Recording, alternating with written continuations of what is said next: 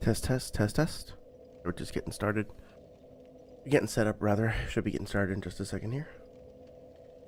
Setup is a little weird tonight, so I'm trying to make sure that everything is playing correctly. We'll get started very soon.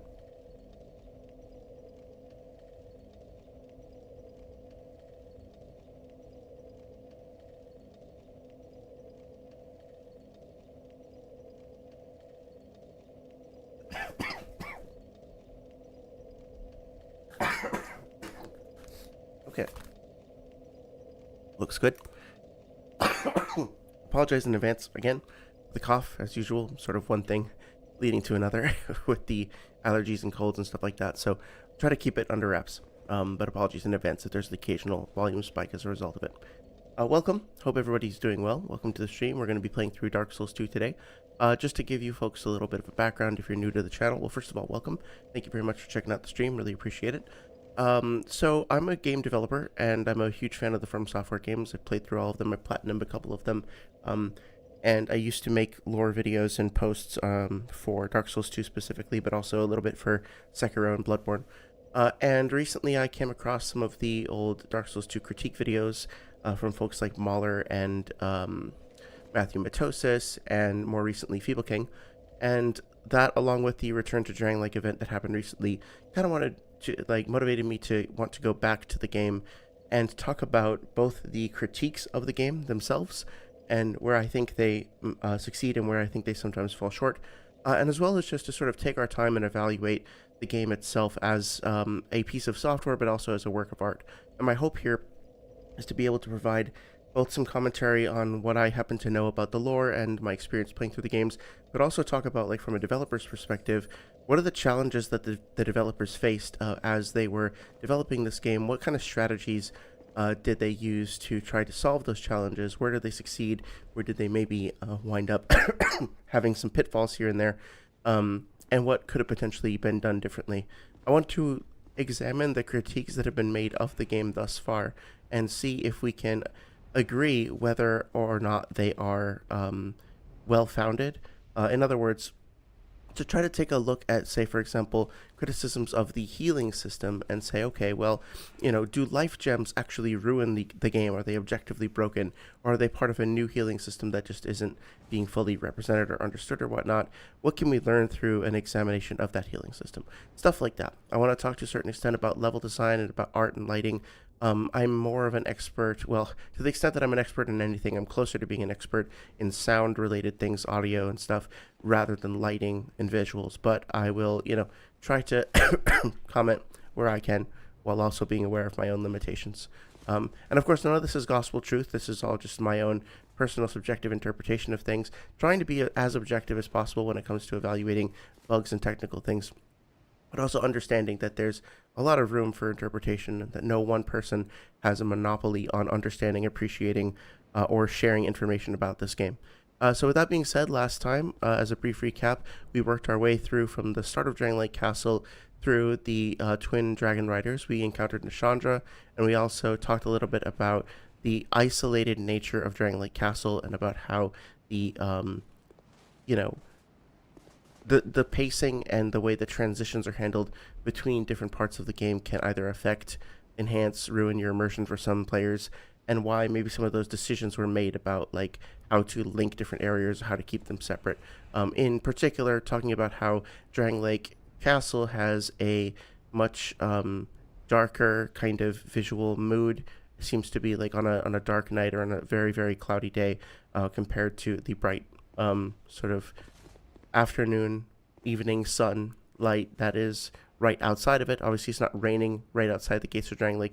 So is that something that should be levied as a critique? Oh, it's breaking immersion. The space inside isn't the way that the world outside is currently reflected. Or is that part of the game's charm? Is it a deliberate choice that's being made to try to emphasize something, to tell some part of the story? And something that to keep in mind about Dark Souls 2 is that whereas something like, a fantasy work like Game of Thrones is heavily based on real history and dark fantasy, a game like this, for whatever reason, Dark Souls 2 is based more heavily on fantasy and folklore. And so it leans more into the sort of fairy tale storybook storytelling and a little bit further away from the traditional like gritty central fantasy of something like the first game.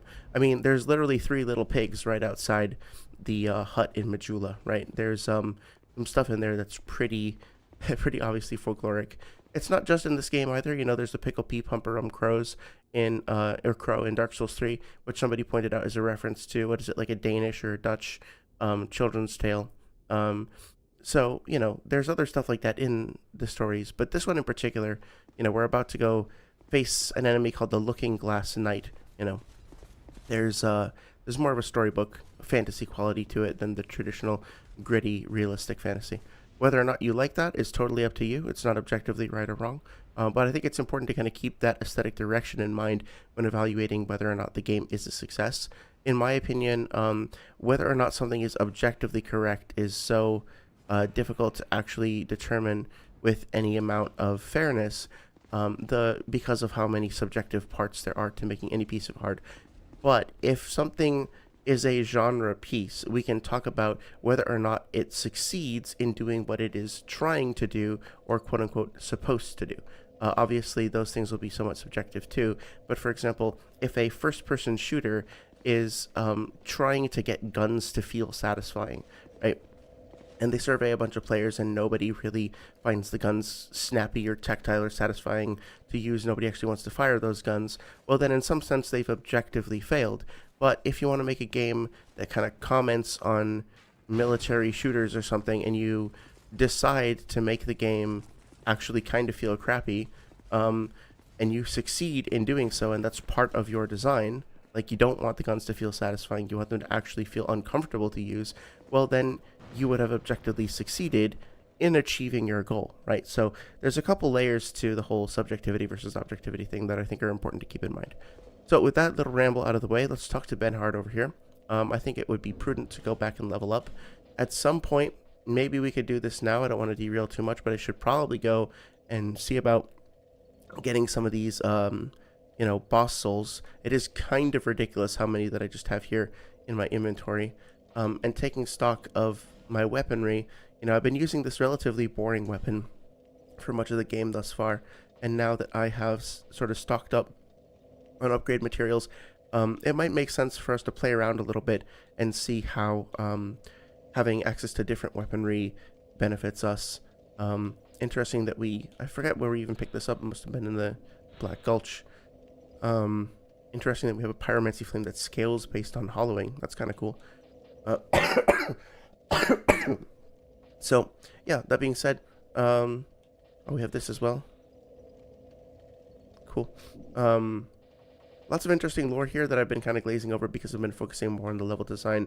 But we could do a lore stream at some point. You know, we could talk about the sort of a lot of these different weapons and items in depth and how they're related to the various levels and all that, and the stories and characters. We did kind of go through and look at a couple of them and how they were designed. There is a great amount of detail and care that's put into the actual like aesthetic presentation of the weapons. So just using the Chandler's Trident, for example, I mean, this is a weapon from Dark Souls 1, but you know, it's worth taking a look at just how many individual pieces there are. It's kind of hard to get lost in like the silhouette of the weapon and just see it as a trident. There's actually a lot of interesting ornate design and patterns, you know, different segments, different like bevels to it, that give it kind of a special air. Can I actually do I can do the the dance there. It's interesting that it consumes quite a lot of durability to do that. I think that was true of the first game as well.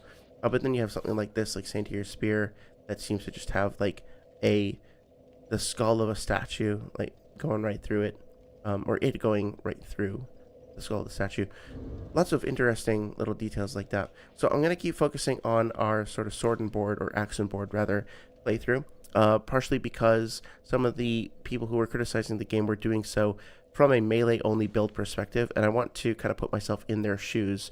I also want to try to follow the rule of only using life gems for a while and seeing how that affects my playthrough. But that being said, I'll talk more about that in a second. Let's talk to Ben Hart and do some housekeeping, and then we'll get right back into it. Oh, well met, friend. Good to see you well. Yes, very good indeed. journeyed from the distant east to perfect my swordsmanship. And legend has it that powerful beings slumber in this land. This sword has been in my family for generations, and only a real man can wield it true. I may face any man or beast, but none shall be a match for my sword. This land is a right mess, eh? King's gone.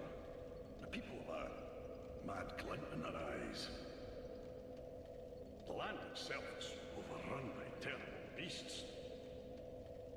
No better place to test my sword, eh?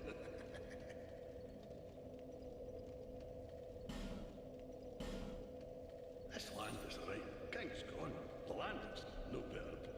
Yeah, so if you're familiar with the lore of this game, or with the series in general, that sort of blue-green sword that he's holding should immediately catch your eye because it is the moonlight. Well, supposedly it's the moonlight greatsword, and that particular sword is something that appears in a lot of From Software games, going all the way back to like Kingsfield and Armored Core, and therefore it's something that the fans have a strong attachment to. And generally speaking, like I want to get it in every game that I possibly can,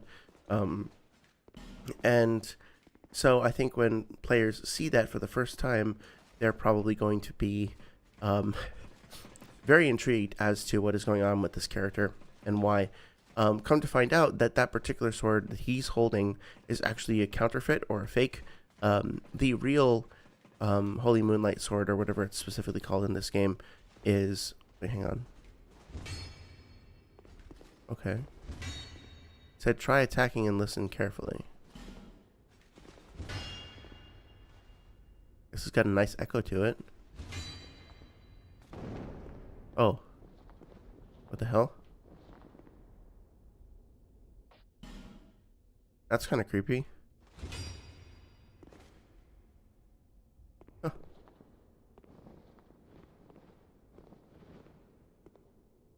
Footsteps and rustling.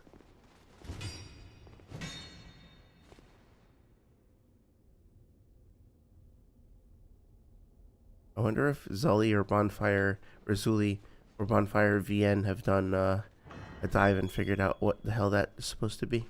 If there's actually a creature back there or something. Okay, so this is a nice little trap here. Kind of tricks you into... I love that actually. It's a nice little visual trick with the stairs. When it's lined up back there, it kind of looks like it's a flat plane. You'll just kind of walk in to a flat surface. You don't really realize that you're going to get trapped. It's pretty smart. This room is very sort of visually striking and imposing.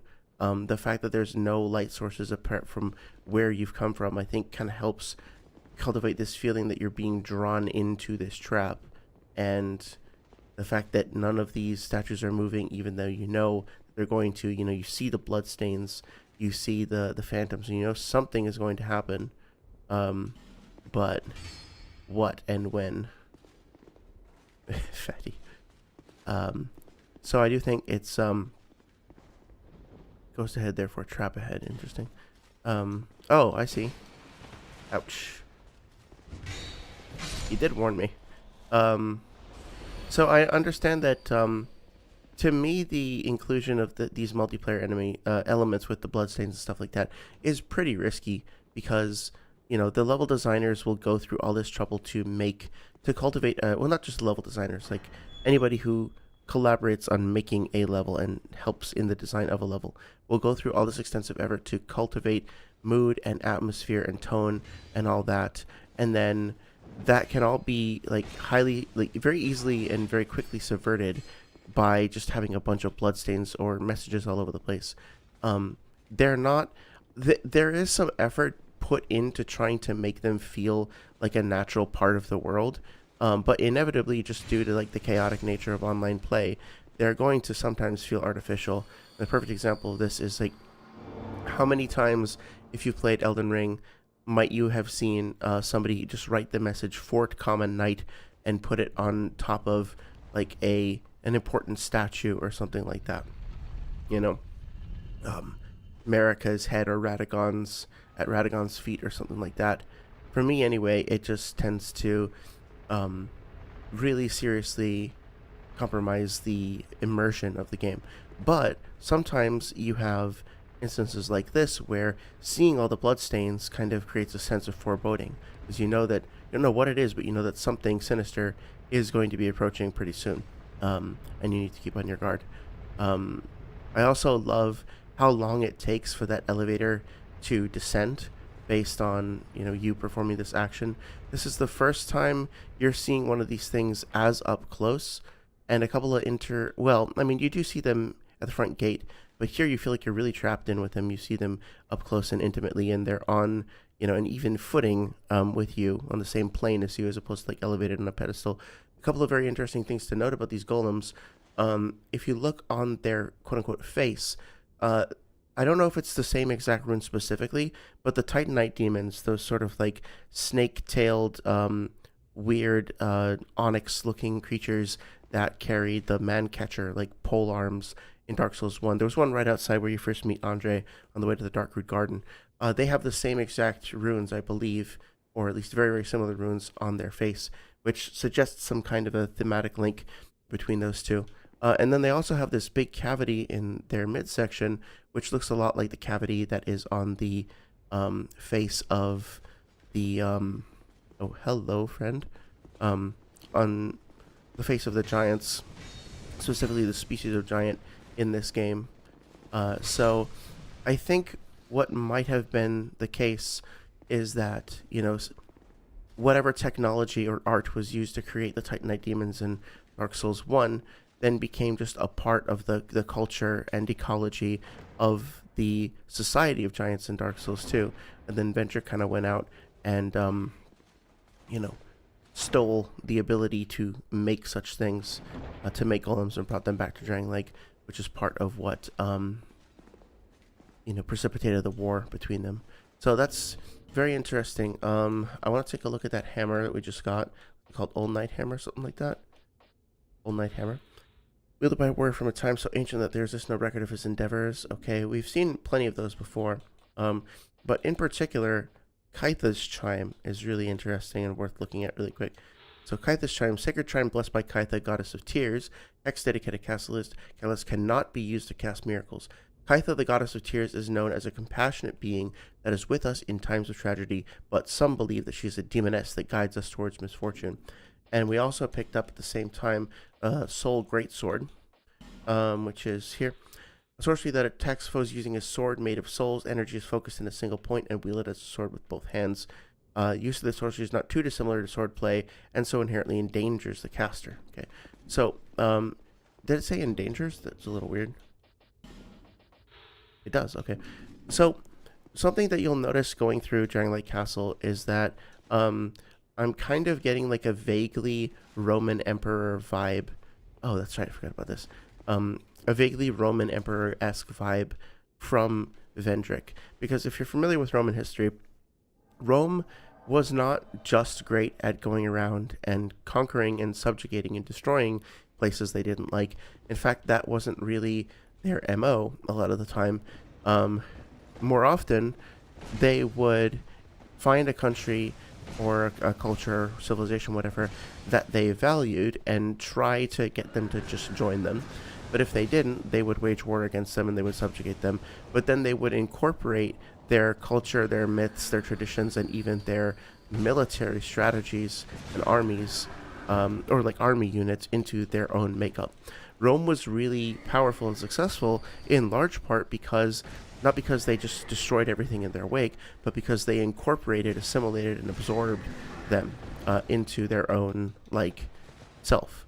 So Rome was, in a certain sense, an archetypal melting pot, although for different reasons than, like, America is today.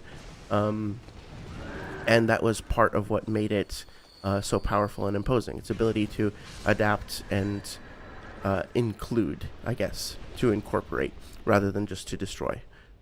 So Vendrick seems to have been doing something similar. As you go through the castle, you'll find statues like the ones outside Nashandra's room, which are the same as the one we find in Hade's Tower of Flame.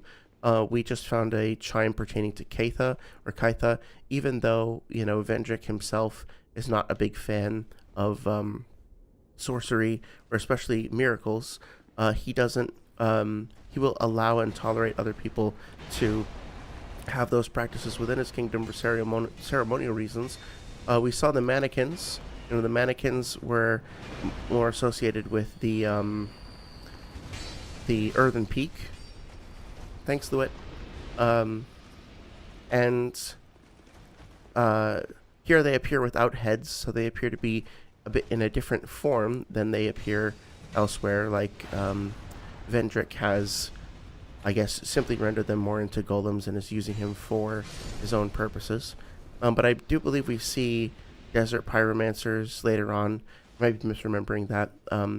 But there were a few, like the knights with horse-like helmets, like the chess piece knights and such. If you go through the castle, the mastodons, right, the primal knights, or primordial knights, whatever they're called. Vendrick seems to have basically just gone around conquering places, and anytime he, the Alun Knights, I almost forgot about those, the Alun Knights.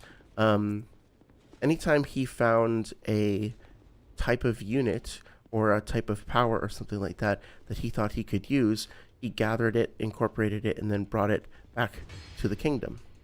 So it's just interesting to see how the various units that you will encounter going through here reflect that narrative. Now, obviously, I kind of talked over us fighting that kind of spooky spectral horse enemy.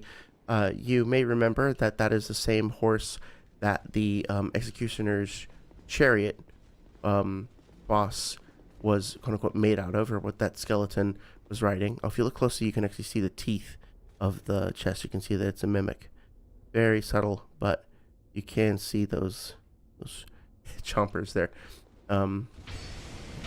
So understanding that the hitbox is treacherous, gotta watch out for this. Oh, has a lot of health.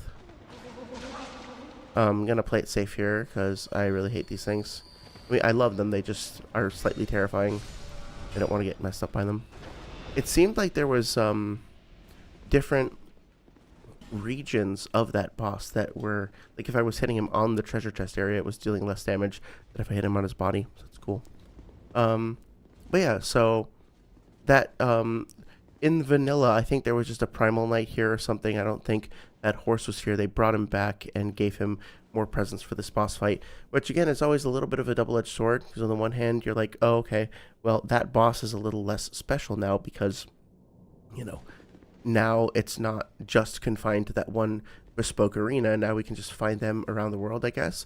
But in terms of, like, emphasizing Vendrick's narrative of incorporating, like, exceptional warriors and technologies and whatever else from around the world, that it feels like it's right in line with that sort of thing, right? So, I don't know, I personally appreciate it. I think it's a good direction overall. Don't have much to say about this. I don't really know the lore behind it, but it is interesting to see that there is this sort of purplish, bluish sword kind of splitting the image of the dragons in the middle.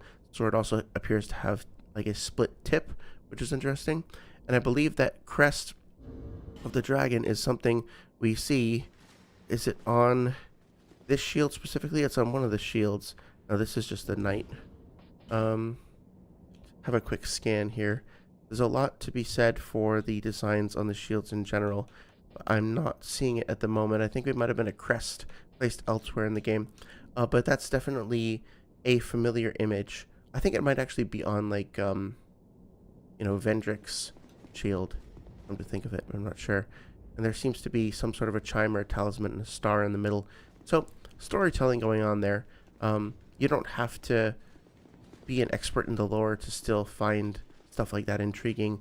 And I think the game does do a great job of setting things like that up for the people who want to discover them.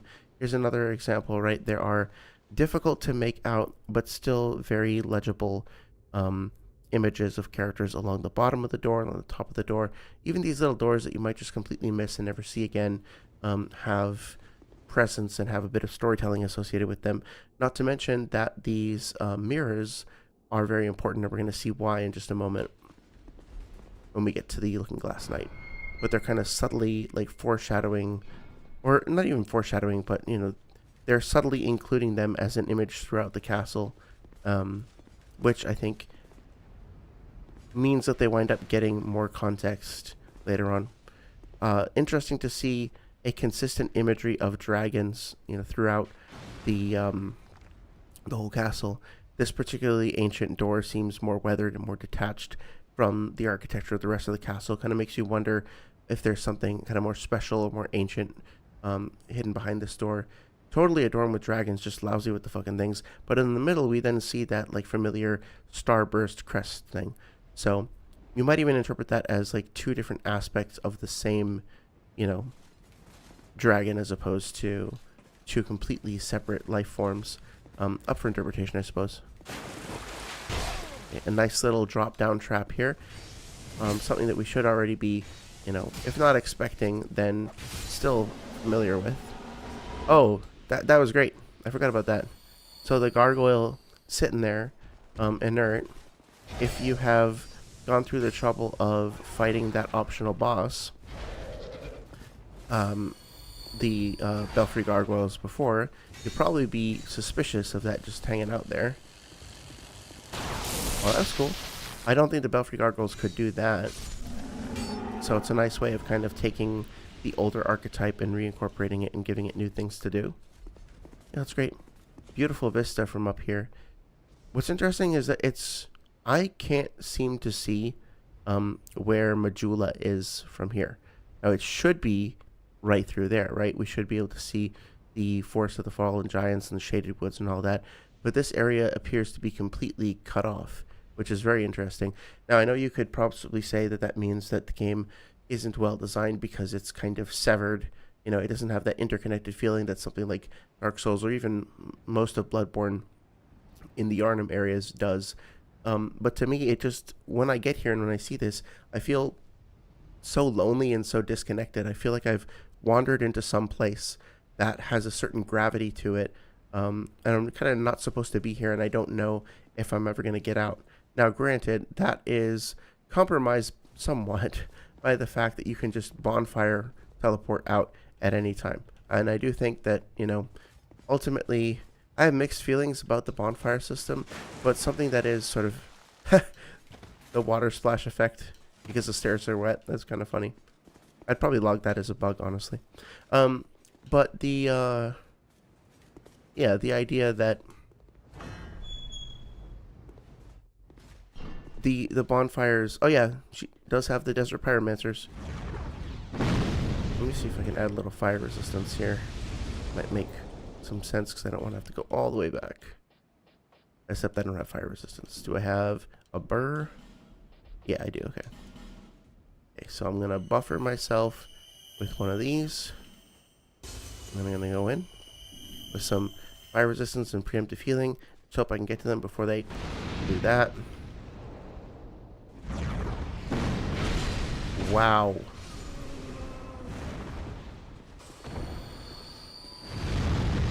Now, I'm surprised that the old Radiant Life Gem didn't heal me. Oh, maybe it's still healing me and I was the healing like turned off? That might have been it. It might have been disactivated or deactivated rather while I was lying prone. It's unfortunate. Perfect timing for some repair powder, except I'm already pretty close to the bonfire, so maybe I won't do that. Okay, let's see. Switch to this real quick. Just for the sake of some variety. And of course, I just off my ring. Okay.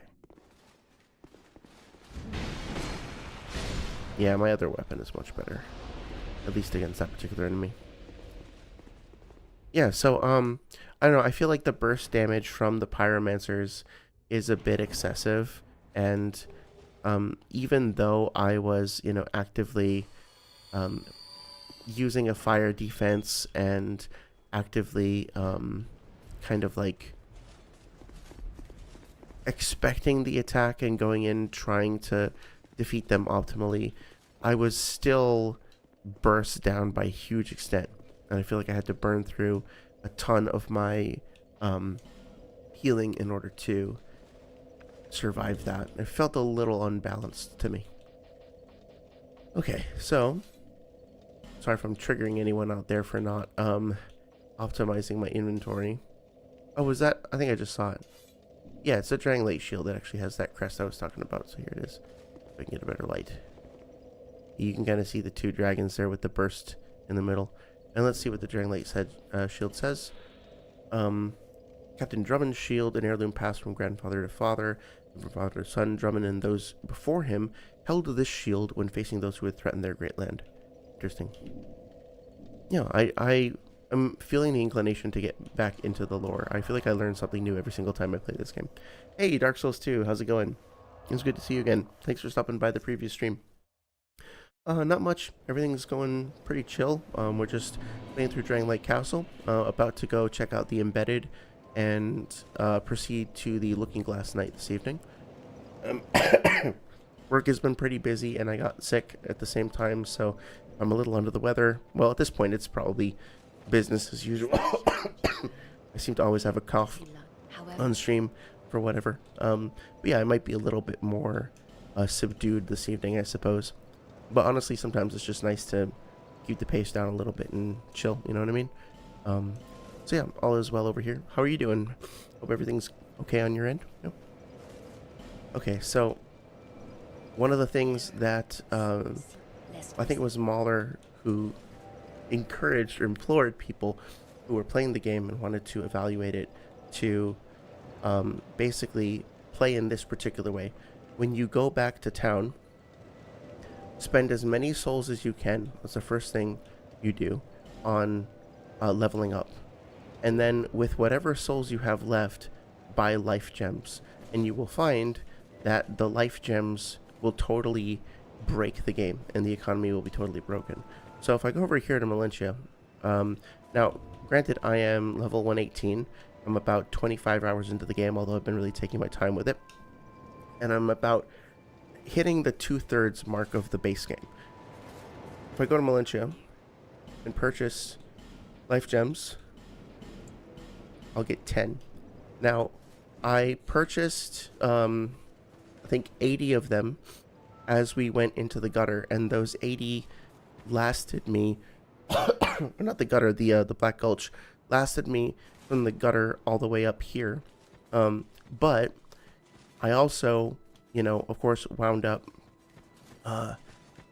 using those 20,000 souls, which now I don't have to buy upgrade items. I don't have to buy new armor. I don't have to upgrade my armor or upgrade experiment with weapons, right? And even despite all that, I've only got like 18 left. So as of now, I am just not going to have enough to get me through the rest of the castle. It's just not going to work. I'm going to need to use my Estus Flask. The only way for me to sustain this is if I go and consume a bunch of other souls, which I don't want to. I want to keep them for other things, or if I go and farm specifically.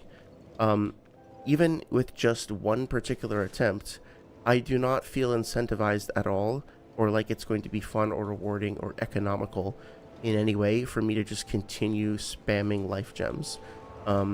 It's just going to be a huge like financial drain, so to speak. And this is coming from the perspective of somebody who knows the game pretty well, and you know, not to, again, just to mention for context, not to brag or anything, I don't think I'm a very good player, but I have done a no death, no bonfire run, like simultaneous no death, no bonfire, and I think I know the game pretty well. And yet, despite that fact, I'm still finding that I'm burning through life gems like crazy, and it's really taking me, you know, it's causing me to sacrifice other things that I would want to use my gems for to be able to play in this way. So no, I don't think it's sustainable or feasible for me, and I don't think for the vast majority of players, especially on a first playthrough, that it's going to be feasible or enjoyable at all. And interesting to me anyway about that is that when people critique the game, they tend to do so from the perspective of experts who are already at least the critiques that I'm responding to. I can't say this is true for everybody. I don't know if it's true for Matthew Matosis specifically, but some of the critiques that I've been consuming are from folks who are like veterans at the game. They're experts which does make them qualified to talk about them. But what they talk about is specifically the way that the game can be evaluated when it's already optimized and already kind of mastered. And they don't really talk much about the perspective of a new player or a first time player and how that they don't really seem to consider that in their evaluation at all. Whereas, like, I think the first playthrough is perhaps the most important in determining, the overall quality of the game. Now, I'm going to shut up for a second and just listen to this guy.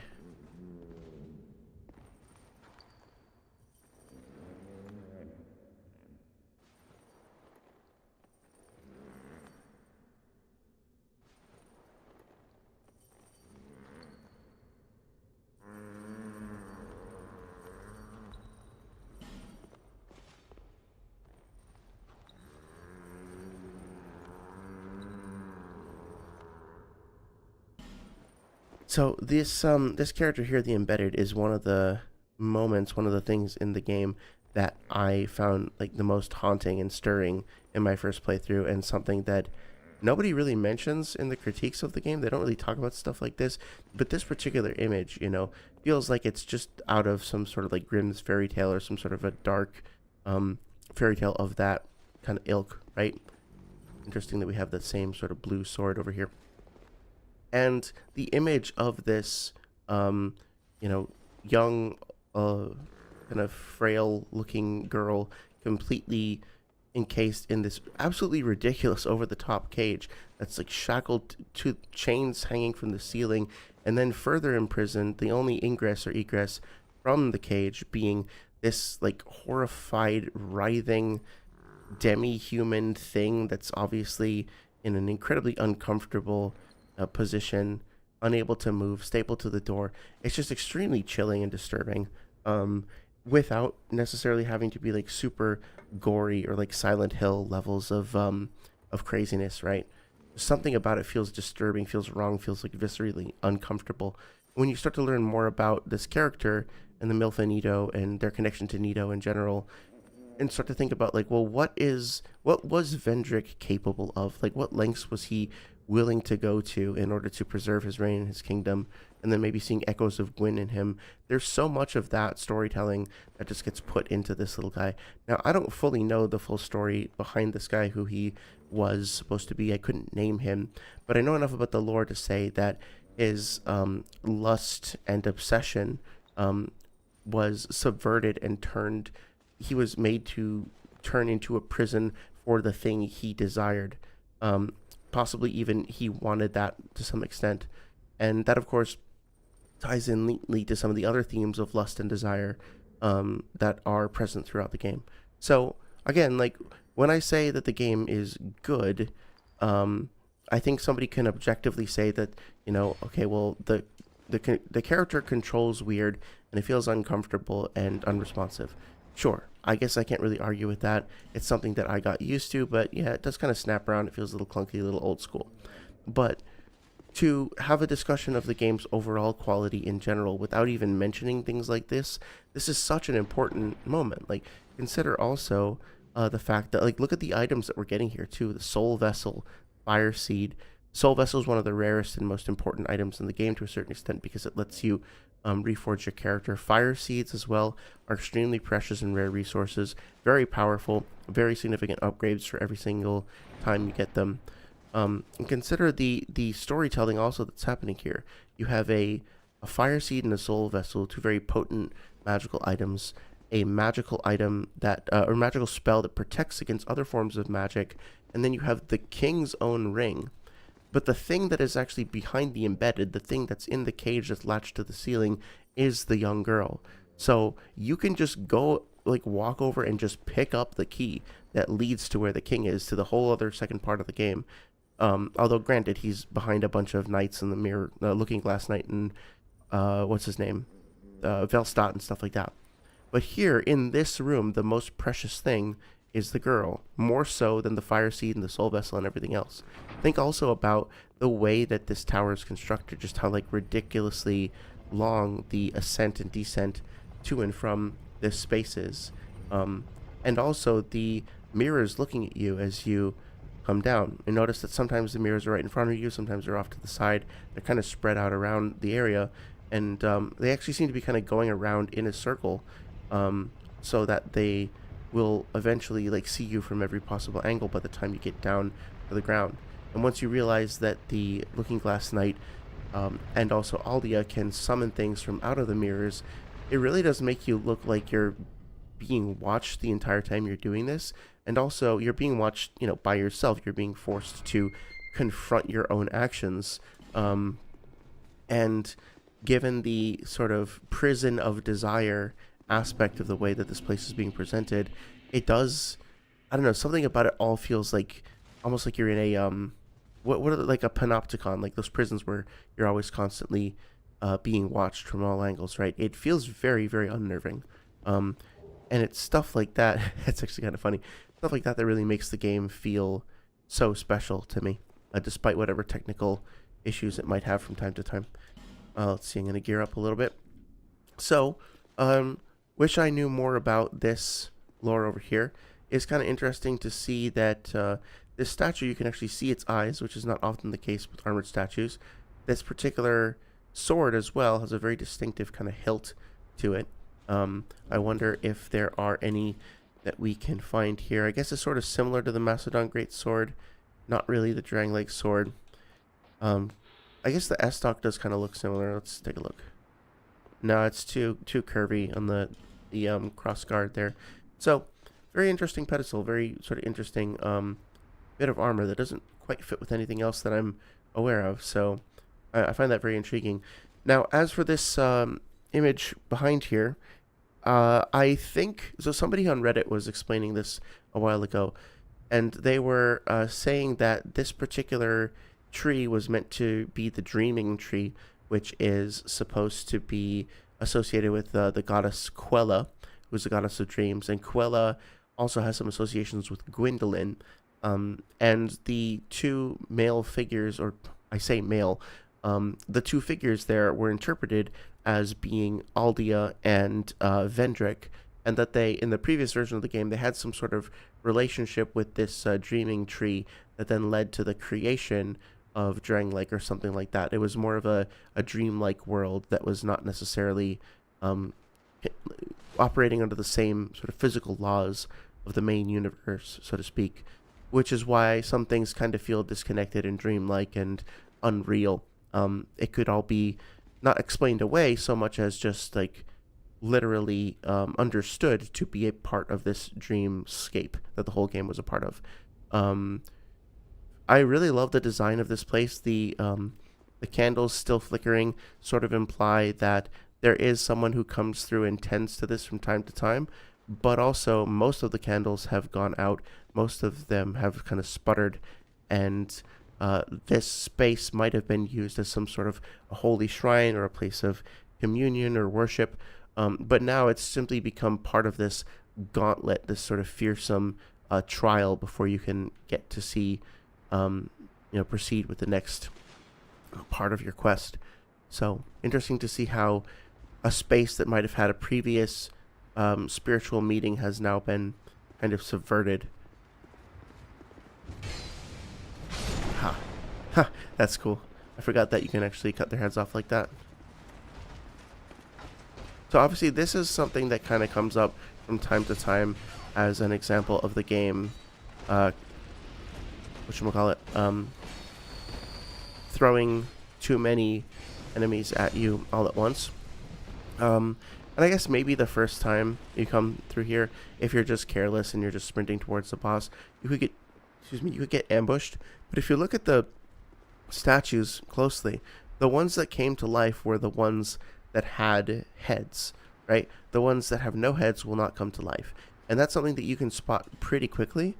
And you can also then very quickly learn that you can start off the fight by attacking them first and cutting off their heads and avoid getting ganked. So, yeah, it's another one of those things that, like, yes, Dark Souls 2 does sometimes throw surprises, ganks at you or whatever, but it also gives you opportunities to subvert them, either the first time through by just noticing little discrepancies in the environment, or by just learning very quickly and looking for ways to kind of get the better of the situation. I love this hall in general. I think it adds a great amount of like tension and build up to the boss fight. Sometimes the boss fights will just kind of be like dinky little rooms or whatnot. This feels very imperial. It feels very climactic as the final boss of this area. And I think a lot of people will expect to face Vendrick here, and so it sets up a nice little kind of bait and switch when it turns out that Vendrick has gone and you still have a good chunk of the game left to play. I'm going to check to see who our summons are. Let's see over here. I usually want to do the ones that are plot related, so I think I'll just do Benhart, and I'll leave Boyd over here on his own.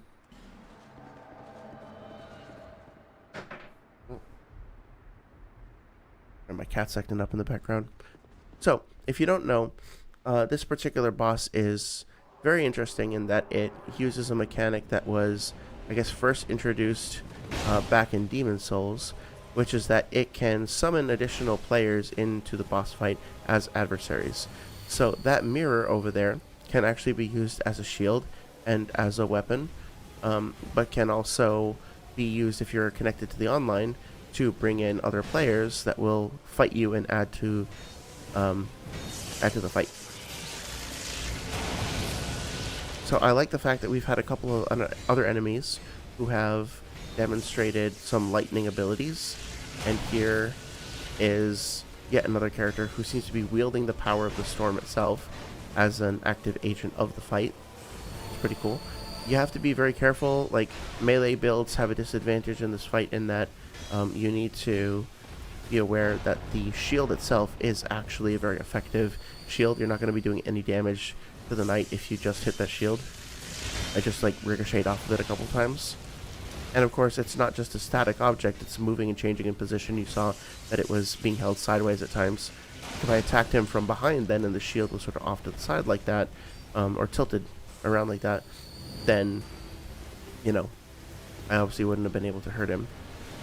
Let's watch this animation here. So even if it doesn't summon another player, it will still summon an NPC. And this guy looks a bit like Patches, but not quite. Looks like he's got a halberd. And he does have the same shield that Patches does, or Pate rather, in this game. So, yep. I really like this this boss fight. The rain is a nice touch visually. Also creates a connection with the storm. The lighting is really spectacular as the, lightning flares in the background. There's a lot of interesting, intricate detail on the Mirror Knight's armor as well. In addition to just the barbs around the hilt of the sword, there's also looks like he's basically wearing a crown of thorns as well. He's got those three faces that are visible on his helm, faces that are visible on the pauldrons, as well as, I think Benhard's a goner. Yeah. Hi, Benny. Oh no, I got him. Okay. As well as angelic wings on his back. So, very cool boss fight. Lots going on. I didn't even mention the environmental destruction that was going on with the, destroying the pillars over here. You can actually see, if you look closely, they took the time to put in some rain animating, like, coming down the pillars. Now, I think that there is a potential bug here where you have rain that's going vertically down this pillar, and then over here, the rain is instead going sort of diagonally down to the right. That's not how it should go. Maybe it should, like, as a channel on this part, like in the seam, so to speak. But you should also maybe expect to see some kind of rolling down off the sides. Maybe, I don't know. Maybe I'm nitpicking too much. But it's possible that they designed the asset and applied the texture animation to it, the material animation to it for the vertical one, and then they just rotated it and copy pasted it, as opposed to, it kind of looks like that might be the case here as well. So not a big deal or anything. I think either way, the whole area does look genuinely wet, and that's important given everything. The music we didn't talk much about, but the music was super fun as well. I'll talk more about that in the music stream. And overall, I think we are. Sorry. We're leaving the castle maybe with a sense of wonder and majesty from that particular fight, but also with a sense of like something being incomplete, something missing. You know, we have the embedded, which we don't really have a great explanation for so far. We were expecting a climactic boss fight that would turn the tide of the game, but it's not here. Vendrick is not here. And now we have to figure out where he's gone and figure that out on our own. So overall, like, highly memorable. Also interesting to see that this whole area is massively destroyed, like basically crumbling and falling apart. Sorry, my cat's acting up in the background. And it makes you wonder what happened here that led to this place falling into disrepair. Is it just the actions of the Mirror Knight? I think it might be implied that the fact that, you know, the castle itself is actively being destroyed by the knight as you fight him probably indicates that there's been a series of battles that have occurred here over a long period of time that have resulted in the place kind of crumbling and falling apart.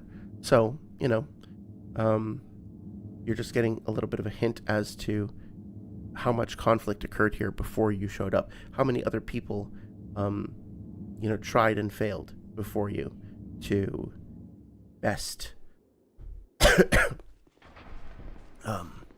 the character, or best investigator. Yeah, best the Looking Glass Knight. This as well is kind of interesting because Vendrick himself, you know, had to leave and hide himself away, and the way in which he did so seemed to be something that was a bit secretive, a bit shameful. Like, he was not proud of his discovery of Nashandra and her true nature and his decision to flee from his own kingdom. So it does kind of seem like he, you know, kind of scurried away through a hole. I wonder if basically the, you know, kind of a dirty and undignified and kind of shameful exit for a king is as exemplified from the transition from this, like, once regal or majestic combat arena that's crumbling to just a dirty, again, shitty hole in the wall. And now we come to the Shrine of Amana, one of my favorite areas of the game, and one of the most kind of contested as being awful by a lot of people. One of the more hated aspects of the game for whatever reason. But let's just take in the sights and listen to the music real quick.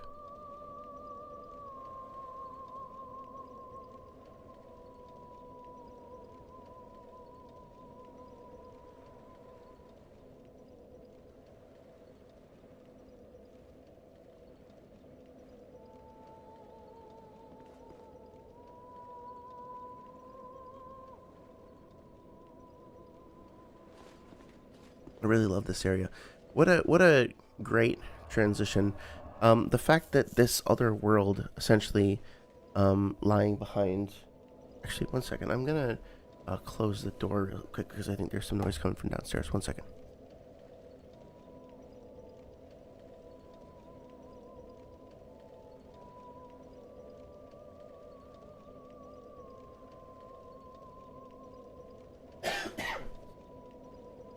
Okay.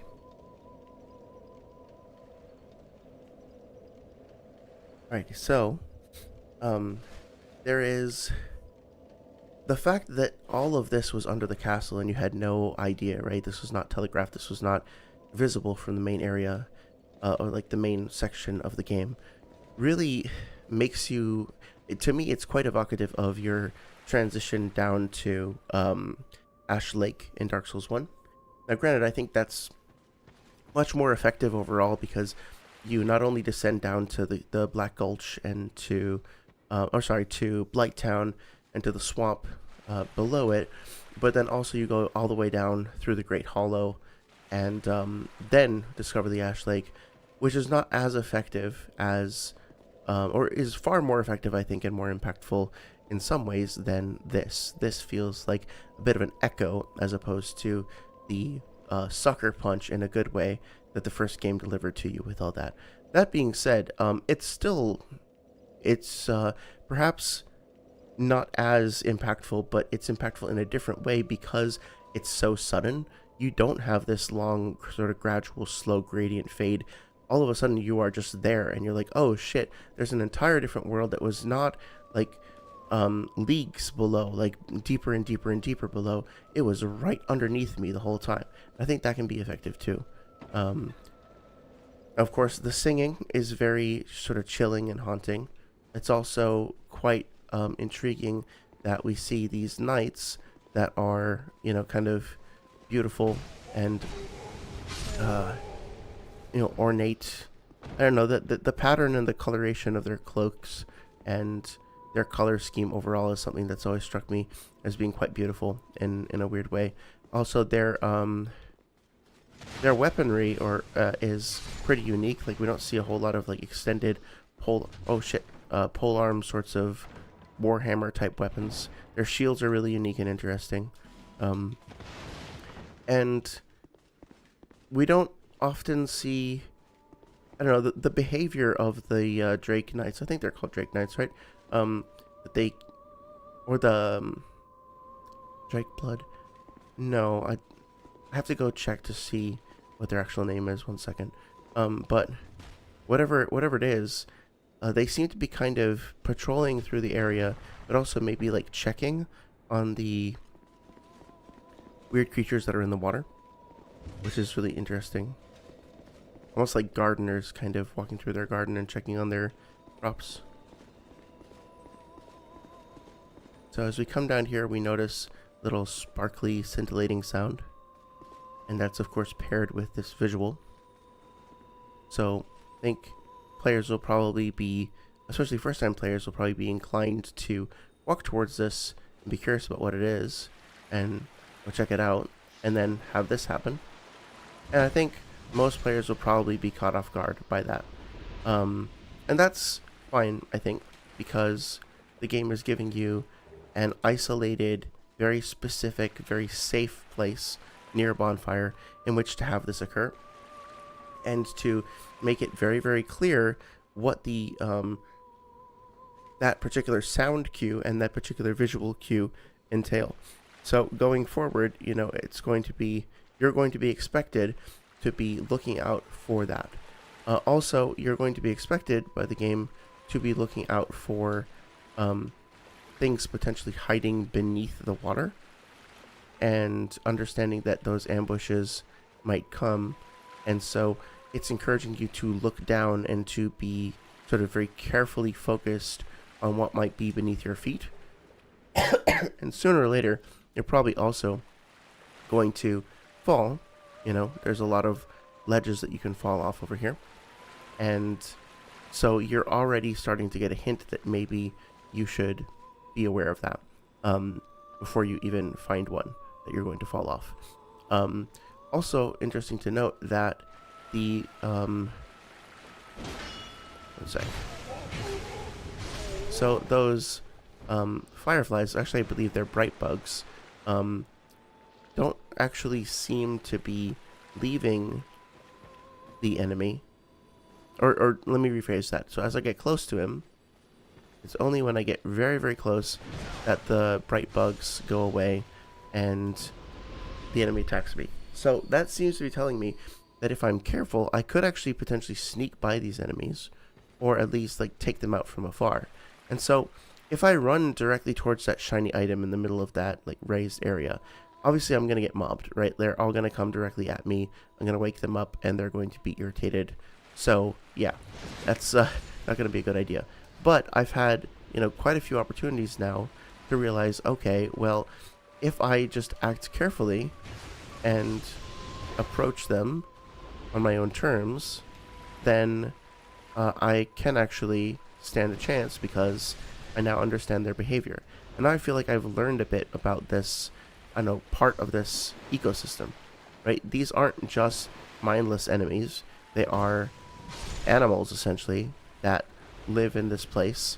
They have a specific thing that they're doing, a specific relationship with other animals in this place. And really, at this point, I'm the aggressor. I'm invading their home. I'm getting up in their business, ruining their day. And yeah, if you look at them, they almost look kind of peaceful, right? Like, they do have like weird slurping tongues, and they have like those gross sores and boluses on their back, I guess. So they are like kind of grody, but they're also not really all that much of a threat so far. They're just kind of hanging out and doing their own thing. So we have plenty of time to get to know them when they're in kind of a docile state. Take our time learning their patterns and all that. Now, interesting thing that happened there, you might have seen that there was a burst of light that came from the bright bugs, and all of a sudden they dispersed. And by this point, we would have learned, I suppose, that a lack of bright bugs mean that they will attack us. And also, we would have learned that the singing stopped. So now we're getting an additional cue, right? An additional relationship between the enemies and the singing. And as you saw, as the singing started up again, you can see the twinkling lights return. And so now you're starting to realize that this whole place is not just a collection of enemies inhabiting like a gross cave or something. It's actually a part of an interconnected system where there is a song that attracts the flies pacify these creatures in the water, and then the knights here sort of patrol and tend to the environment. It's a whole like living, breathing ecosystem, and it all comes down to the singing. And once we go in and actually like or figure out who or what is making that singing, you know, excuse me, then we start to develop an even greater appreciation for this space and its relationship with Drangleic Castle as well, and with the embedded that we just met a moment ago. So I'll actually leave those two alone for now. I really like, there's two things that I really like here. One is that you can see lights off in the distance, including, items that kind of give you a sense of the scope and scale of the space that you're about to explore. And that, I think, is effective at creating a sense of like how vast this place is, right? Because they could have just, it's pretty vast and it's pretty impressive in size and scope as it is. Not as much now that like Elden Ring is out, but especially when this came out, like it just felt fucking massive. And the draw distance as well was something that was obviously not entirely new. Like Ash Lake is probably even better than this, but still for its time it was something that kind of filled you with a sense of awe and curiosity about like how far it was going to go, so to speak. Now you can kind of see, it's very hard to see, but if you look very carefully you can see the edge there. Something else this area does well, the ledge, sorry, if I were to have walked a little further, you can kind of see if I go any further than this I'll fall right off. But something else that this level does is it provides you with easy access to torches at even intervals. And I think the fact, it's fun again to notice that the torches themselves are actually consisted of bones, right? They're bones that are being burned as usual. So it's like the life force that is bringing light to the space. But you don't really need light in this place. I mean, it's already well enough lit. So if you notice that the torches themselves are serving both as waypoints that kind of help guide you between spaces, like kind of help point you to where you're supposed to go. But also, given that there's so many of them around, you'll probably be, curious as to like, okay, well, is there any other benefit as to like why there might be torches here? Like, it will cost me nothing, in other words, to walk up to one of these things and try to see, what the torch system is all about in here. And it becomes much, much easier to see where the ledges are if you are willing to equip a torch. Now, of course, you got to be careful, because if an enemy's coming at you, you have a torch up, you won't be able to shield. And if you don't have your shield up and you dodge, well, then the torch goes out, which is great. There's a nice little physics interaction between your torch and the environment. So it's, pros and cons. It's kind of asking you as a player to be mindful and conscious of the mindful and conscious of the environment and of the tools that you potentially have at your disposal, asking you to experiment with them and explore them. So I do really like the fact that this little hut or abode or whatever over here it seems to be quite primitive. It seems to be a little bit, older fashioned, like from a previous time, a previous civilization, even compared to the architecture of Drangleic, with the exception of the doors and the sconces over here. So it makes me wonder if there was, in that ruined tower over there as well, if this was a place that was part of a previous civilization that was more ancient than Drangleic, and then, had this society of Milfinito and stuff, and Venture kind of came in here and made it his own, and again, like, kind of abused and pilfered the things that he wanted from it. But let's go inside and see who we find.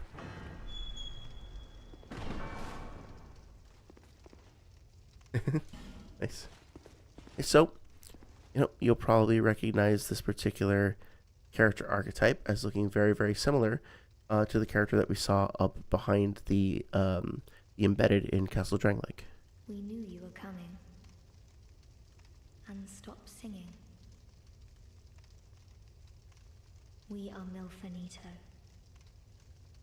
We are here to sing to those bound by death and dark.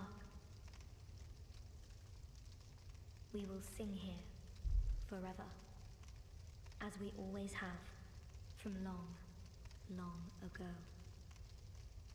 We know nothing of the world outside. And why should we? For we will never leave. Do you seek King Vendrick? But what is a king, after all? We know nothing of the world outside, for we will never leave here. When we sing, the little ones dance. The little ones grant comfort to those who bear death and dark. This is what we were taught. Is there anything wrong? Perhaps this will help. This is all that we can do. When we sing, the little ones dance. The little ones grant comfort. This is what. So let's take a minute and just take a look at the description of the bright bug, because this is what I actually did my lore video on like ages ago. A tiny bug that produces light. Bright bugs are said to comfort the dead and are found in the marshlands leading to the undead crypt, which is where we are now. By ingesting a bright bug just before death, the moment at which they glow most brightly, one attains great power for a short time, often utilized as a last resort for adventurers who have lost their way, has no effect in other worlds or for phantoms. So, interesting that these consumable items that you can pick up, which are a pretty rare commodity and are actually quite powerful, they give you quite a significant boost that lasts for quite a long time, are also just a natural part of this ecosystem. Flame butterflies are a similar thing. We don't really see flame butterflies, as far as I'm aware, like just living out in the world as natural like animals or whatever. But we do see this for the bright bugs, and the narrative surrounding them seems to be essentially that Vendrick, is that Nito. There's another line of dialogue later that kind of enforces this. Is that Nito created the Milfinito at some point in the past and gave them the role, the responsibility, the task to provide comfort to the dead and those associated with dark. And the way that they did so is through the form of this song. Now they've been kept here, and they essentially have no other purpose other than to sing and to comfort the dead. And they can't leave, they can't go to the outside world. Her line about like what is a king seems to be a little ambiguous. It could be that she's like, oh, well, we don't know anything about what a king is. Like, how would we even know? She's being a little coy with you. And she actually does know more than you would expect. Or it could be that she, like, somebody came through here and called himself King Vendrick. Like, imagine somebody came through and called himself, like, I don't know, Amalak. And you're like, oh, that guy Amalak? Yeah, we don't know what an Amalak is, but he called himself an Amalak, so I guess he is one. right? Maybe they literally have no idea of what's going on. And you have to imagine how traumatic it must have been for that other Milfanito to have lived for however long down in this place, essentially given only one purpose, kept entirely away from the outside world, entirely naive and protected, but also imprisoned, and then to be thrust away from that place and forced to enter a civilization that was potentially like generations, millennia beyond her own. It would be like somebody, I don't know if y'all have seen Star Trek, but there's that episode where a character from a primitive society, like a pre-medieval society, hunter-gatherer society, basically gets brought up in the spaceship and sees Earth from space with no concept of any of that, and then talks to Picard about it. And I think that's a similar thing to what's happening here. And specifically with the embedded, you have a character who I think came down here along with Vendrick or something like that, and fell in love or lust with one of the Milfanito and decided to capture her to bring her back up to Drangleic Castle. And when Vendrick found out about this, he decided to keep the Milfanito for his own purposes, for research, for leverage, for whatever. I had a theory previously that maybe since he found that they had a knowledge or connection to death, he was maybe studying them to try and understand more about the curse and all that. Or maybe even that my little weird headcanon theory was that he was trying to harvest bright bugs to help him out with, to make his soldiers stronger. So he basically kept her there because he was hoping that she would just sing and attract the bright bugs, and he would get more resources to help his army out or whatever. I don't know if that actually holds up, but I thought it was kind of a fun, little side story to it. But either way, it seems like this narrative emerged where maybe somebody, either Vendrick himself or one of his men, presumably, developed a crush on one of the Milfanitos, brought them back, and imprisoned her, and was then punished. And Vendrick was like, okay, sure, if you want to ogle her, leer at her, then I will make it so that is the only thing that you do. You will be close to her, you will have her imprisoned as your own, but you will also be her prison at the same time. An incredibly cruel, but potentially, fitting punishment for somebody who abducted somebody from their home, completely naive, and took full advantage of them like that. So yeah. What the hell? Oh, okay. So, now we have reached the most infamous part of the game in a lot of people's eyes, which is, of course, the Shrine of Amana portion with all of the spellcasters that assault us. And one of the things that I've said previously about venting my frustrations with people who are, in my opinion, overly critical of this particular area is that the vast majority of damage that you're going to be sustaining or suffering from is going to be magical damage. And so my constant refrain in watching that content has been just put on some fucking magic resist items. And so I'm going to look through my inventory and see if I do actually have anything that is better suited to magic resistance, although it seems like my current equipment is probably the best at the moment. Okay, so the Drangleic mail actually does provide more, but that might also be because it's leveled up to +1. And it goes from 28 to 35, which is not insignificant. The Ruin armor goes up to 33. Do I have the full Ruin set? I like wearing full sets if possible. It does... I do not appear to have that, so I don't particularly want to use that. I think although it is a kind of a cool set, I use that for most of my playthroughs, and so I think I'm just going to stick with my lovely Faram set. Of course, I can go back and upgrade that if I'm not feeling that it has enough magic resist for me. So let's just see. I'm not going to make too many judgments so far. I will say that the Shrine of Amana itself is absolutely gorgeous. Like, look at the flowers, look at the reflections off of the water. I like the fact that the design of these characters, their blue crystal staffs, the design of their robes, everything, they feel like a natural part of the environment. The sort of muttering that they do, their spell casting has a verbal component. The droning sounds of the weapons themselves, of the soul arrows themselves, are kind of this constant refrain, so to speak, that's constantly nagging at you, making you wary of your environment. So far, I mean, that wasn't bad, right? We only had 2 of them. And we're just starting off, so can't really evaluate the whole level just based on that, right? Well, that didn't feel too bad. That didn't feel unfair. They're pretty close to us so far, and pretty easy to get to or to pick them off. There's one more. Okay, so if we take our time and actually look here at the tactical situation, so to speak, we have a row of 3 of them.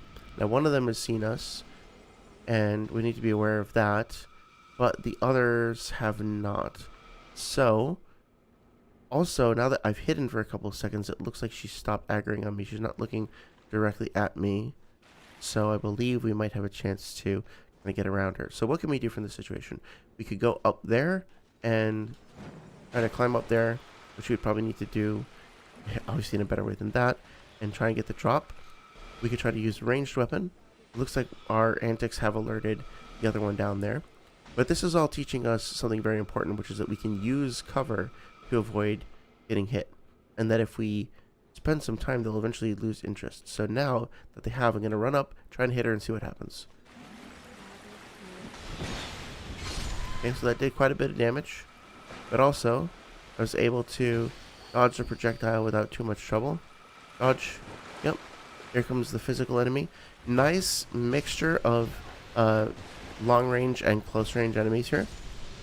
Granted, there are no bright bugs to kind of indicate where these particular enemies are located. But that's okay because we've previously learned about their placement and the rules associated with them. Now, we could go over here and fight this knight, but if we do, we'll have to do so with the kind of spells coming at us. I think it makes more sense to come over here. Okay, we're getting hit quite a bit. We're getting slowed down. Okay, so gotta take cover. Very risky, very narrow margin for error, but we're safe behind the cover. At least from that one. So let's hit her. See if we can dodge out of the way. Yep, get behind the pillar. Okay. Can I block with a shield? Yes, okay, so I actually managed to get my shield up in time and blocked against the spell. So now, there's only one of them attacking me. Okay. So I'm going to decide to go back here because I think we can actually de-aggro. Even though we're moving slowly, we can still get out of the way. You don't actually have to be moving all that fast. We're doing very precise dodging in order to get away from the spells. Now we only have 2 enemies to deal with. Okay. Let's take a look. So here we go, 1 and 2. Oh, I got 2 more. So we are getting quite a few adds. The spell sniper still does see us, so we have to be aware of that. But now we're far away, that doesn't matter. It would have been very hard to fight this enemy in the deep water. Would have been at a significant disadvantage there with our movement restricted and with the spells coming at us, obviously. But I'm not really fighting very optimally here. I'm not, executing my maneuvers perfectly by any means. But I think we were still able to deal with those threats in a pretty reasonable manner. And now there's only one of those spell snipers left. And we can go and deal with her pretty easily. Now, granted, we have to be aware of the possibility that more might be approaching. Let's see what happens if I try to shield. Okay, the shield is actually very effective against it as well. Okay, so there's one more over there. What happens if I just walk slowly up to her while shielding? How far does that get me? Pretty far. Okay, so, slow, careful, deliberate. Another fire seed, which is interesting. Slow, careful, deliberate, like meaningful, tactical decision making, environmental awareness, caution is all being heavily rewarded. And so far, I have felt as though I need to pay attention, be cautious, but haven't felt like totally overwhelmed or anything yet. When the attacks happen as well, they are kind of slow, kind of ponderous. They take their time. They have to get to you, they have very obvious kind of arcs to them, very obvious sound effects associated with them. So far, personally, I am not feeling particularly intimidated by them. Now, that being said, let's see what happens if I try to fight this guy over here. And keep in mind also, I haven't tried to use a single ranged item or spell or anything like that. This is probably a bad time to do this, but let's see as well. So this shield has 70% magic resistance. This has 80. Do I have any with higher? 45, 75. I think that one with 80 is going to be the most.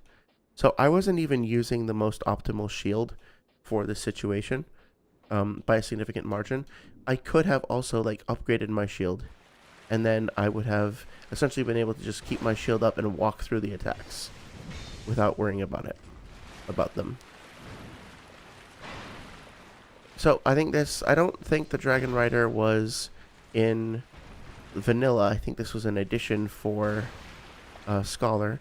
And it's an addition I quite like because the Dragon Riders themselves are not particularly great bosses, but they're perfectly reasonable, just like common enemies, right? They make for decent like area guardians.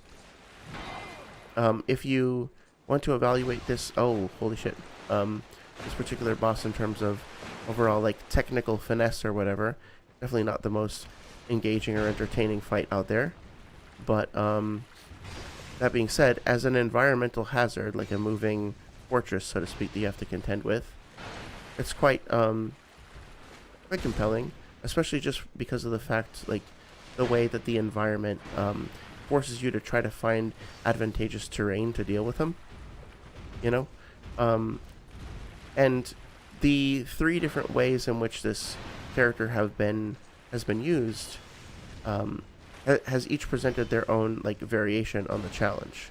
Right? So the first time they had the part of the environment that was, you know, you could potentially fall off or they could fall off. The second time you had the other character in the arena that you had to be aware of, and now you have to be aware of other enemies, but more importantly, you have to be aware of your positioning in the environment, the water hazards, and you have to really go out of your way to make the fight work for you.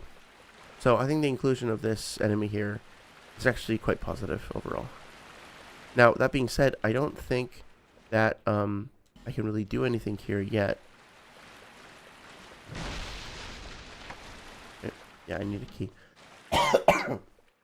But it is really cool. Oh, wow. Yeah. And then having that fight and then coming back here and then realizing that this place, you know, being referred to as a shrine and having found a fire seed and all that, you get the impression that this was some sort of ancient place of worship, of mysticism, of magic that you're sort of trespassing in on. Now, it would probably be best for me to, I guess, go back and get some life gems before proceeding. I'm running kind of low on healing. But that being said, I want to see how much further we can go by like scavenging resources and seeing how long we can kind of drag things out. And I do want to make sure that I check to make sure that I haven't missed anything around here. I don't think so. Okay, so, oh, the fuck was that? Was that up there? My camera locked onto, oh, there's a moth up there. Okay. That's slightly unfortunate, but okay. Let's see. I will say that, like, one of the things that I almost always just can't stand in games is restrictions to your movement verbs. So, like, one of the things I find the most frustrating and discouraging about... one second. Let's see if I can get through here. Okay, good. About games with... hang on one second, I gotta focus a little bit.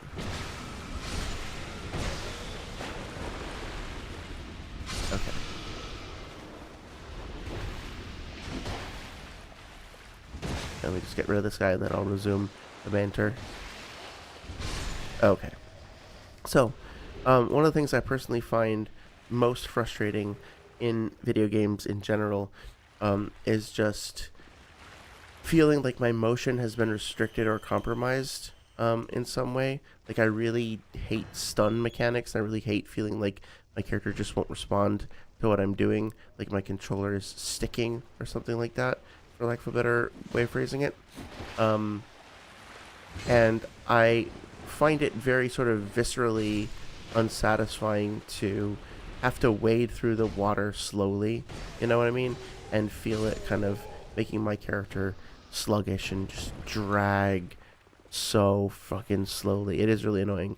It's not a flaw with the game, but it is something that it's not really my favorite, you know?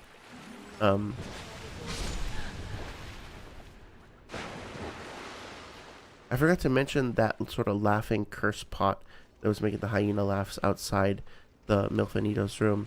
It does make me wonder if they're doing like a vaguely Plato's cave adjacent sort of thing where somebody told her like, oh, you can't go out into the outside world, it's totally cursed. Hear that? You know, see what's happening there? That's a cursed, the outside world is cursed, so you just like can't go out there, right? This is why you have to stay in here. Or I guess like a more modern example would be if you've seen the episode of Rick and Morty where he convinces his son that the air is all poison gas outside to try and get him to stay at home.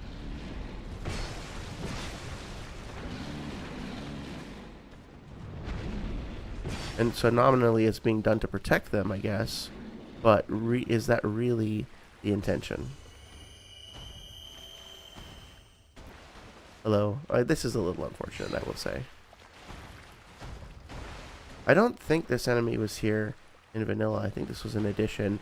And again, I tend to prefer being like having enemies be spread out so that we can get to spend more time with them, so to speak. Oh, I'm screwed. But at the same time, sometimes if an enemy isn't like designed thoughtfully, if their placement in a given level isn't if it doesn't really feel like they belong there, then what can happen is, well, I'm trying to be fair. Like, I'm trying to figure out, like, okay, does it feel like that enemy was supposed to be there? Meaning, like, is there enough space for us to have, like, a meaningful and satisfying back and forth with them? And on the one hand, I think having these sort of large, visually and massively, like, in terms of their actual silhouette and all that, threatening characters in an environment like this where we have to be very mindful of our surroundings is a good thing. On the other hand, that it doesn't feel like they quite accounted for how to deal with that particular door hazard there, right? Now, maybe that was just a limitation of the engine. I think in something like Elden Ring, what you'd probably find is that they would have had the building be destructible. How am I going to handle this?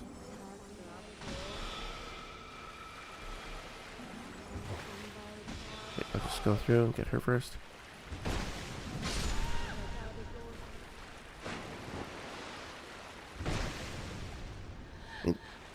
Ooh, that was a cool sound effect. Little gasp there. Ooh, nice. Okay, so that was, I think that was very, very well designed. There was a nice little bait to try to get you to attack the one on the right-hand side. Ooh, sunlight blade too. And if you went for that, you could have tried to navigate it around this little ledge, but obviously that's very, very risky. And you have to weigh the risk of doing that against the risk of going directly for the other one and potentially getting like pincer attacked, so to speak, by the different spell bolts.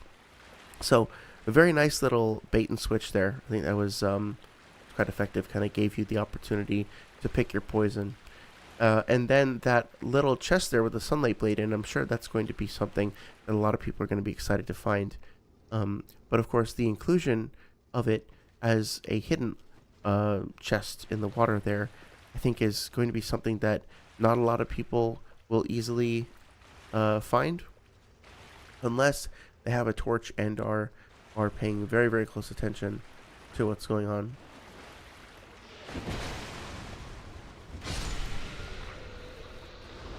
So what's going on over here?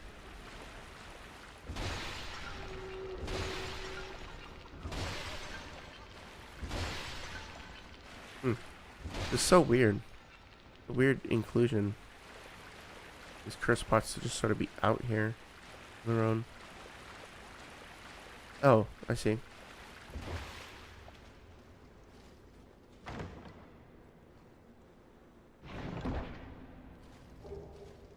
We're getting a lot of really great spells here. Let's see. I want to take a look and see what we've got. We got, is it Fire Tempest? We did kind of get Firestorm and Fire Tempest back to back really quickly. That is maybe a little abrupt, but Fire Tempest incinerates all life. What menace was so great as to make such a fearsome spell necessary? The wrath and ire of the spell's creator. So we're getting some things here that are, you know, related to, that feel like they're from a primal age, an age like long gone. The sun grants all life to all things upon the earth, even if the worshippers of sunlight no longer bless the surface with their presence. Oh, interesting. So the worship of the sun has now kind of migrated down to the underground, which is kind of ironic. And so this place seems to be a gathering place for different forms of sort of ancient, outdated mythology. We have sun worshippers down here. We have very powerful primal fire magic down here. There seems to be some sort of a, not a cathedral over there, but a similar edifice towards the right. So this place, just from a like narrative and world building standpoint, is really, really interesting. A lot going on here from a lore perspective. And it's just beautiful too. Absolutely gorgeous.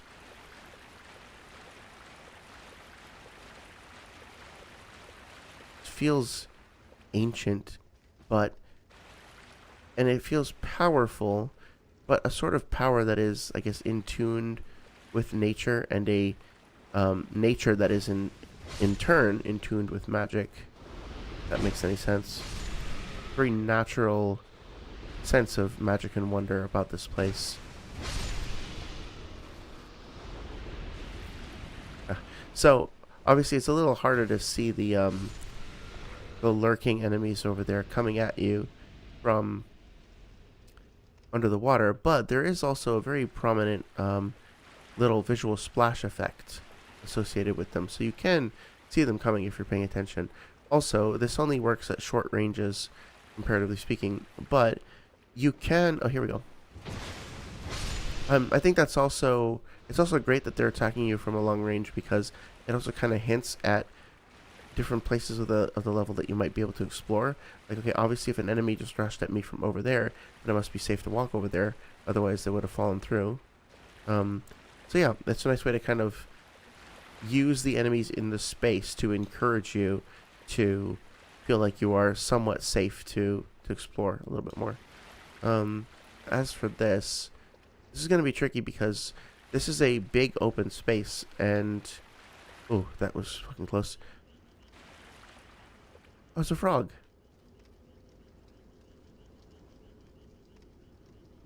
Like a frog sound in the background. I don't know why, but I found that delightful.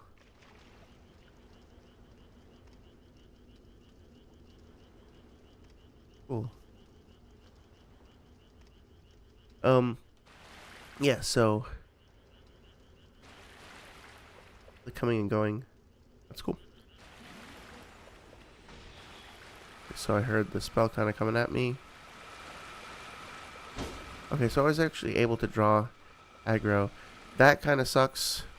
Like how slow I'm moving over there kind of sucks. I really don't like having my movement restricted like that. But it is kind of a nice response to the poison swamp sort of setup, right? Like, oh, they're called the Archdrake Knights, that's right. So in many of the From Software games, there will be some sort of a level that slows your movement down and also poisons you. And here, rather than using poison, they're just using like restricting vision as the hazard, and then of course the encumbrance of being slowed down by the water. But it is kind of a nice, like a fresh take on the swamp level, so to speak, right? Like,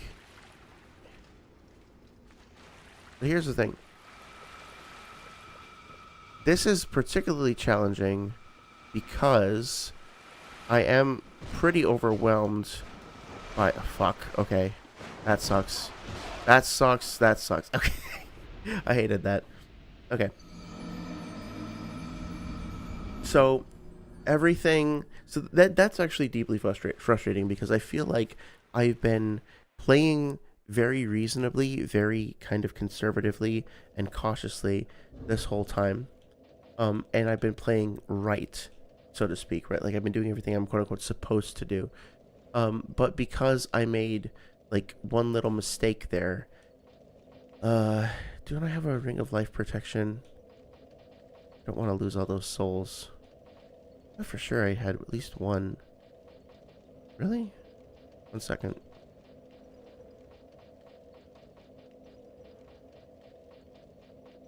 That sucks. Okay. I guess I don't really need this. Let's see what else I can do. Life ring. Increases the load. Poison bite. Racing knuckle. I guess Ring of the Evil Eye might help. Just to restore some HP. Yeah, so I feel like I didn't... Hang on.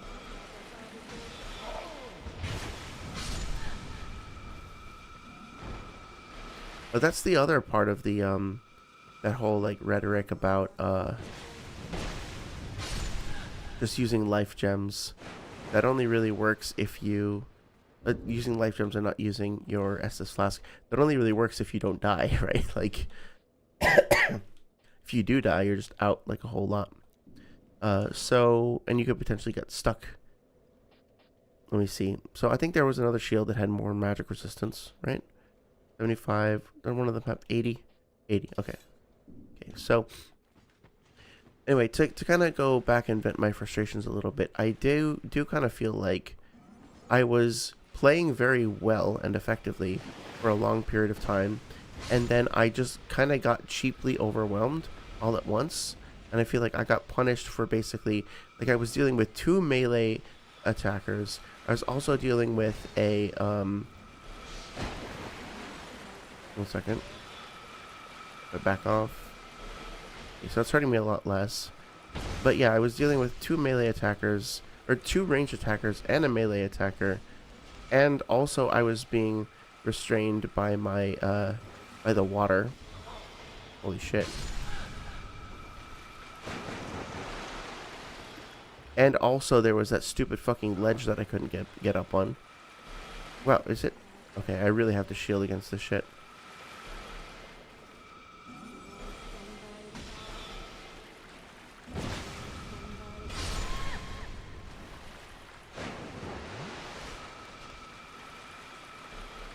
So I guess I can kind of understand why after a while it would be frustrating to deal with this. However, like, I could be, you know, using ranged weapons. I could be using other means to get through here. I could be using a combination of life gems and other things. I'm not, again, like, I'm not really playing efficiently here. I'm forcing myself to use this kind of shitty restricted build because I want to see what other people have been going through, but, like, I would not normally play like this. This is not normally how I would have fun or find it to be particularly efficient. It do sometimes, not to be rude to anybody, but I do sometimes kind of feel like with certain topics or certain things that there will be, that the critics of certain things tend to have this perspective of like they just don't understand anything, or sorry, let me take a step back. That's not fair for me to say. They do understand things, but I want to be specific about an example. So, you know, folks who have been turning in for the Naruto streams know that I tend to disagree with the perspectives of that YouTuber Noodles, and the thing that I've kind of come to realize about some of his videos, like the multiversal Naruto video, for example, is that I thought there was an item there, that's why I was dithering there, is that there are just certain things that he never really took the time to understand. Like, he doesn't really understand the term mountain level in a power scaling sense. And it's the sort of thing that's really easy to look up and identify if you take the time to do it. It's not hard, but he just never did. And so he winds up kind of going on this long tangent in a couple of his debates that is centered around his understanding of the term mountain level that is just completely wrong. And all that time, all that effort, all that anxiety and angst could have been avoided if he was curious enough to just look up what the term meant, which he didn't do for whatever reason. And so similarly, Feeble King is a great example of this too, because Feeble King spends so much of his time in one of his videos talking about how he doesn't understand why the game teaches you that you're supposed to play locked off, meaning like never using the lock on camera, and that it teaches you that you're supposed to play locked on, and that you can only play locked on, and he doesn't like playing the game that way. And I found that so bizarre because I've never felt like the game was ever trying to tell me that I can only play in one particular way. I can only play with one particular use of this mechanic. In fact, I always felt it was quite the opposite. The game seems to, if it has an agenda at all, the agenda seems to be that it wants me to experiment and try a whole bunch of different things and see what works for me. See if I can get it. Backstab in. Oh, okay. So this is going to be tough, but I was able to kind of muscle through it. Got that guy from the backstab. See, so I think in the original, like in the vanilla version of the game, the aggro radius on those sorceresses there was even higher, and so they would be attacking you while you were fighting the knights here, and it would be a dare I say it, a nightmare. Okay. And so, oh shit, I'm dead. Oh, come on, I had my shield up for that. Yeah, that's kind of bullshit, I feel like. So it was even worse in the base game, because you would never not be getting mauled from all sides by spellcasters.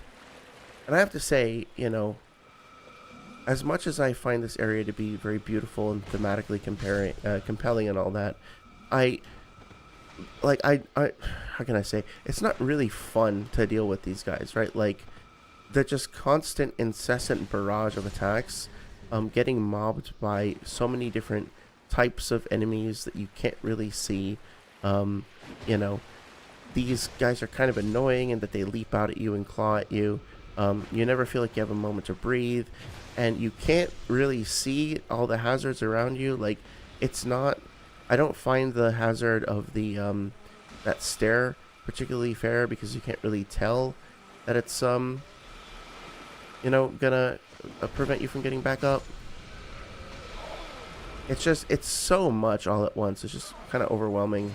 It doesn't feel super great, and you have to move you have to move slowly because of the water.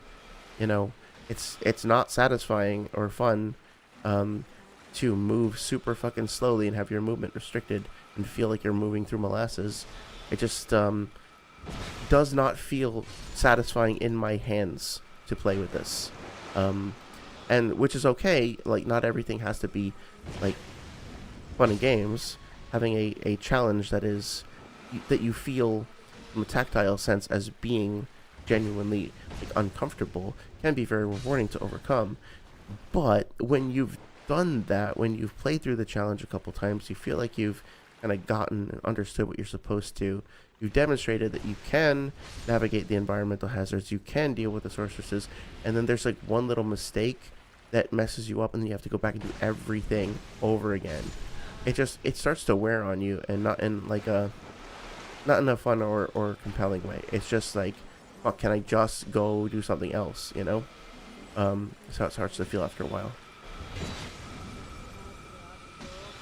But it's doable. Sometimes it's just hard to feel like there is any solution that you like, I don't know. The whole thing about Dark Souls is that it's perceived by a lot of people, and I would agree with this, to be hard but fair. And in order for the but fair to kind of kick in, there needs to be like a reasonable understanding of the relationship between like the things you do that cause mistakes and the consequences of those mistakes. You need to understand what you did wrong and why it was quote unquote wrong, and then understand what you need to do better next time. And going through this, sometimes it does feel like, well, what the fuck do you want from me, Dark Souls? Like, how the hell am I supposed to get past this? And I guess the answer is to just be patient and persistent and use multiple tools. And I'm not using the tools at my disposal. I'm being kind of thick-headed and boring, and I'm restricting myself unnecessarily, and it is hurting me. Like, it is preventing me from engaging with this in an optimal way and impacting my fun. So I guess what I can say is that the lesson that I'm learning here is that I will have more fun if I'm not being a complete doofus about the way that I engage with these challenges.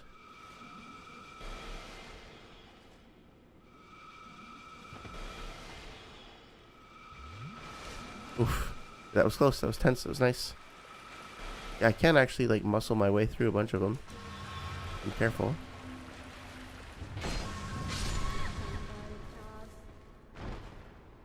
Right, so if I were not dumb, and that we're not playing in a dumb way, what I would do here is I would pull out a ranged weapon, and I would attack one of them, and then I would aggro them,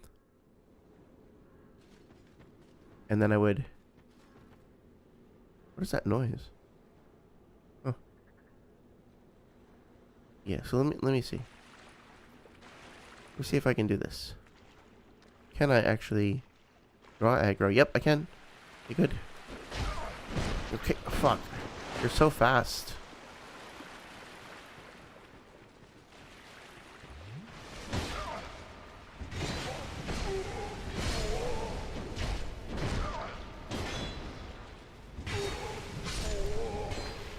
Okay. Ooh, I got the mace. That's awesome. Yeah, so... Granted, again, like, I'm not using a mixture of my healing, various healing items, being pretty restrictive about that too. I guess I'm not using the base life gems, is what I'm trying to say. I'm gonna try and be careful about this. Weird that she doesn't have a staff out, that's making me nervous. I can take one hit, okay. Be careful, make sure I don't fall in anywhere. Can't really see if there's a hazard. Okay, there we go. Alright, so I will say that was quite frustrating at times, but I feel like it was still manageable. Part of why it's less enjoyable for me is that I've played this a bunch of times in the past, and I do just kind of want to get on with the game. But yeah, it was... Oh, alluring skulls. Maybe I could have tried to use those and see if I could draw away some enemy aggro. But you know, overall, that wasn't terrible. It was challenging. It was difficult. But it wasn't god-awful. Okay, gotta be very fucking careful here. Very easy does it. Okay, so I think I'm getting some Discord notifications. I think, pretty sure. Very careful, very careful. Yeah, I can't get to that item. Okay, so. Alright, if you really didn't want to do that again.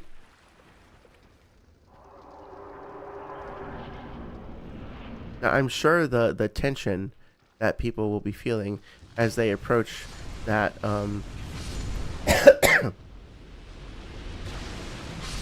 that fog gate and not knowing if they're going to have to encounter another boss like right after all that is just going to be massive, right? The fear and the trepidation when you first open that fog gate is just going to be like massive, right? So I remember one of the criticisms of this area that came up was with regards to the horn beetles over here, because obviously, you know, they do emit an acid that degrades their equipment. And the criticism that was levied towards them by, you know, friend of the channel, Feeble King, was essentially that there was no option to fight them other than taking off all of your clothes and just rushing at them, because if you didn't do that, your stuff would degrade. Let's take a look and actually see. Yeah, it is quite degraded, that's true. But that being said, again, I didn't use any ranged items. I didn't try to bait it out. I just kind of ran directly at them. And I don't know, I think it does kind of create an additional layer of pressure on the player. If they have their weapons that are sort of compromising their integrity, you're going to have to figure out how to work around that. It's an interesting challenge. I get why you might find it irritating and not want to have to deal with that. But I certainly don't think it's terrible. It's an interesting creature, an interesting placement of that creature. Sort of further adds, in my opinion, to the mystery surrounding the ecology of this place. So I'm going to go back to Majula real quick and do a little bit of leveling up. See if we can get through to the, what are we doing? We're nearing the 2-hour mark. I think we can get through to the Demon of Song tonight.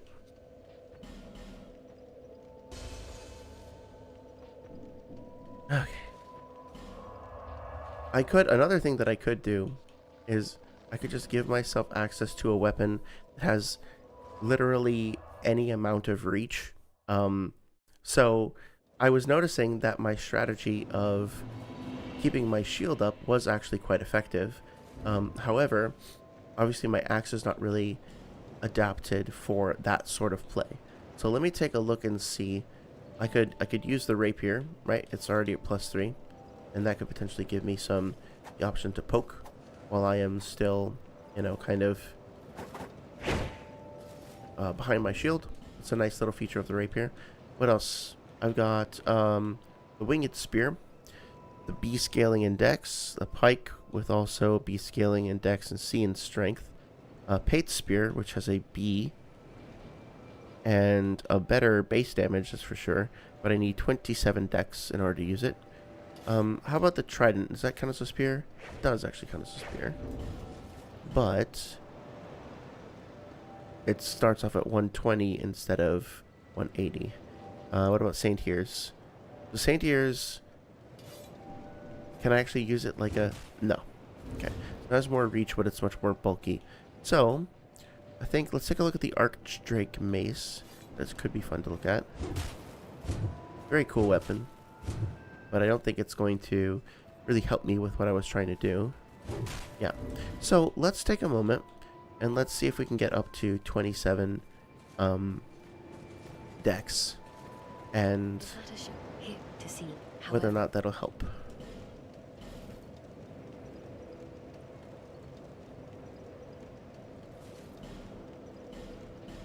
Okay, so what am I at, like 25 now? 26, 27, perfect. Okay, and remember again, the rules are that we have to keep on leveling up until we run out of souls, except that I want to make sure that I actually upgrade the weapons. So we're gonna once we're done upgrading weapons, we're gonna spend all the rest of the souls on life gems, and we have to use life gems before we can use our Estus flask, right? So that being said, let's see what we can do in terms of leveling up our Pate's spear. Where are you, buddy? Sorry, but the hammering does kind of get annoying after a little while, I'm aware. So I'll try to keep this short. But here we go. So, oh, Twinkling Titanite. Okay, that's great. We haven't really been spending the twinkling stuff on anything yet, so let's see how far we can get this up to. Is that it? Just +5? Huh. Okay. Well, that was easy. I forgot that the... Is that right? That the twinkling ones only go up to +5? Huh. I guess that makes sense. I'd forgotten about that. Okay, pretty good. Nice long charge there. We can do both from behind the shield. What happens if we two-hand? Oh, nice jab. Okay, that's looking pretty good. I'm genuinely surprised. I didn't remember. I thought they went up to +10. It must be because in Elden Ring, you can get somber weapons up to +10, right? That must be why I'm confused. Yeah, it's just not appearing here at all. Weird. Funny how your perception of things changes over time. Okay, well, let's see if I can go get an infuse for it. If I have any infuses available. Actually, I wonder if our friend Chloanne, who is she not here yet? I thought we brought her back, didn't we? She should be sitting on this rock over here. Weird. I'm pretty sure I got the achievement for that too. So Chloanne is a stone trader. I definitely got the Gathering of Exiles. Or maybe I didn't on this account. Maybe it was my other account. My the vanilla playthrough. So let me go back to Earthen Peak real quick and see if I can bring her back. So weird. But yeah, a nice lightning infusion would be nice on the spear.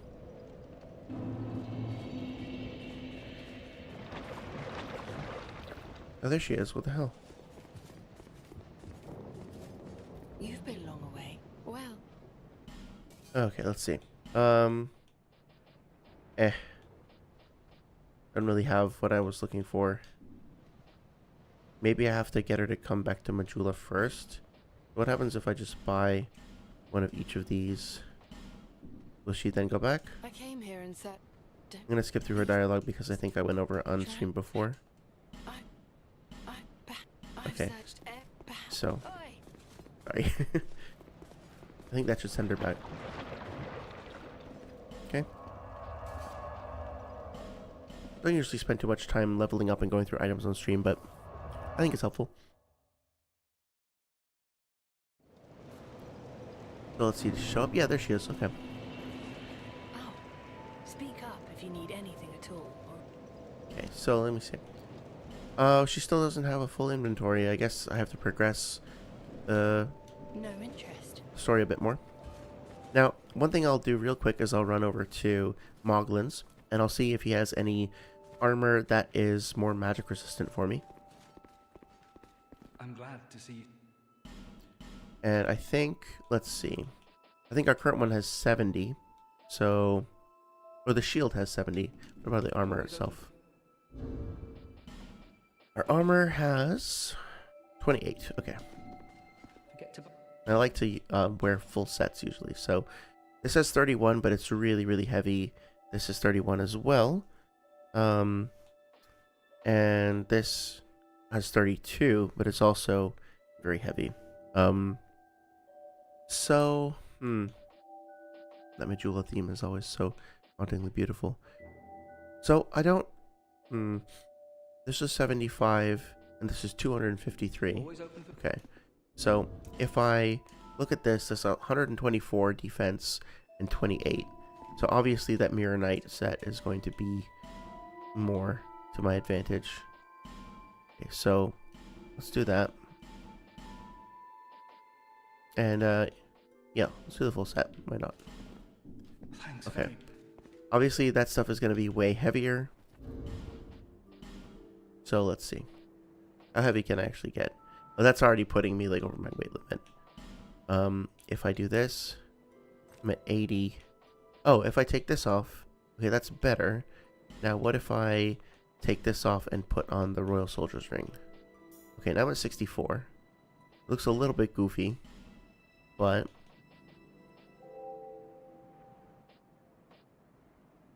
yeah. Oh, my magic resist actually doesn't go up, but my physical does quite a bit. Okay, so a little goofy. The drip is not on point. If I run into that drip inspector invader, I'm not going to pass. But that being said, I think the yeah, that actually looks pretty good. That still gives us much more physical resistance and more magic resistance, and gives us the ability to shield against incoming magic damage better. So now let's see what happens if I go talk to actually, isn't there like a lantern? Is that just in Bloodborne, or is there a lantern in this game that also gives you some extra ambient light? I guess not. I guess I'm imagining that because I played Bloodborne recently. Okay, so let's go and upgrade our shield, because that's been our primary source of magic resistance thus far. Right, so reinforced weapon armor. Let's see, where are you at? My current shield is here. So if I do reinforce it, yep, well, it's not very much. It does go up to 80.5. As opposed to, let's see, do I have any other magic resisting shields? There was another one that was at 70, and that goes up by 0.6, so that actually scales a little bit more. But this one already has a pretty low, kind of weigh my options here. So this one starts off with 75 physical and 70 magic. This one does 60 magic, or 60 physical and 80 magic. But this also has a stamina regen. So I don't want to spend too much time on this. Let's just say that my goal right now is just to get through Amana and tank as much magic damage as possible. So I'm just going to upgrade the one that has the highest magic damage as possible, magic resist as possible, to help me get through it with a minimum of a headache. Okay, so that wasn't a huge return on investment, but it is more resistant now, and it does allow me to tank magic damage a little bit better. Let's see what happens if I go check in with Lenegrast, or not Lenegrast, Macduff. I think I should be able to infuse my weapon. Where is he at? He's in the Bastille.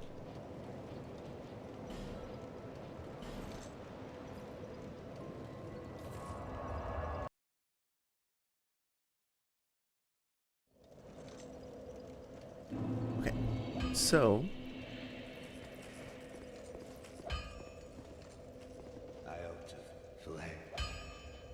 I think if I infuse my shield, it will also give me more magic resistance. Let's see. Oh, but I don't have a particular stone.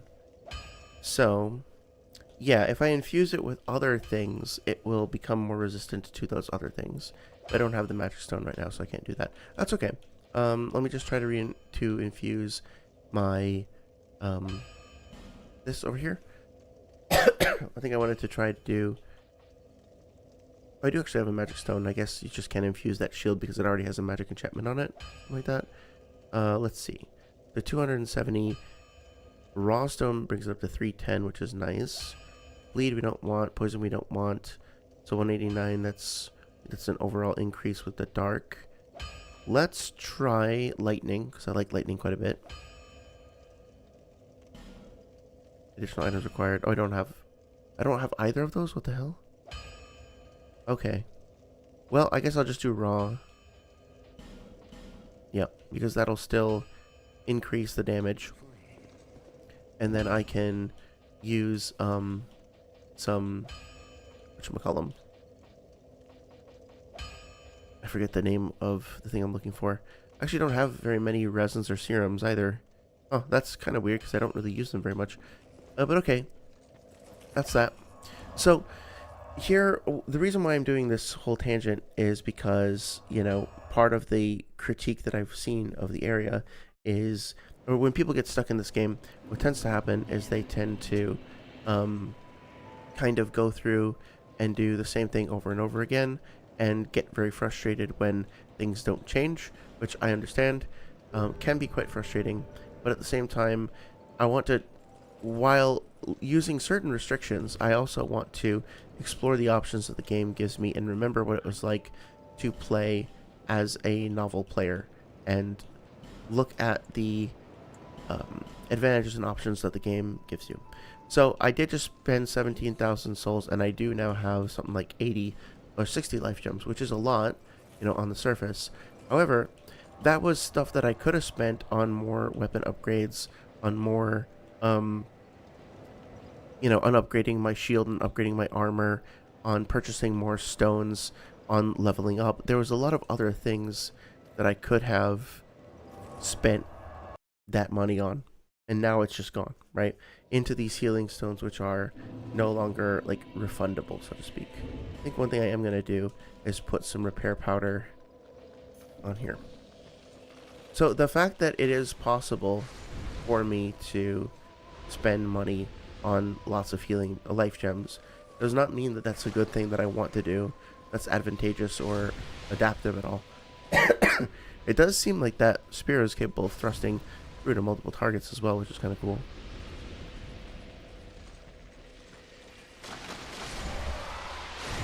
Okay.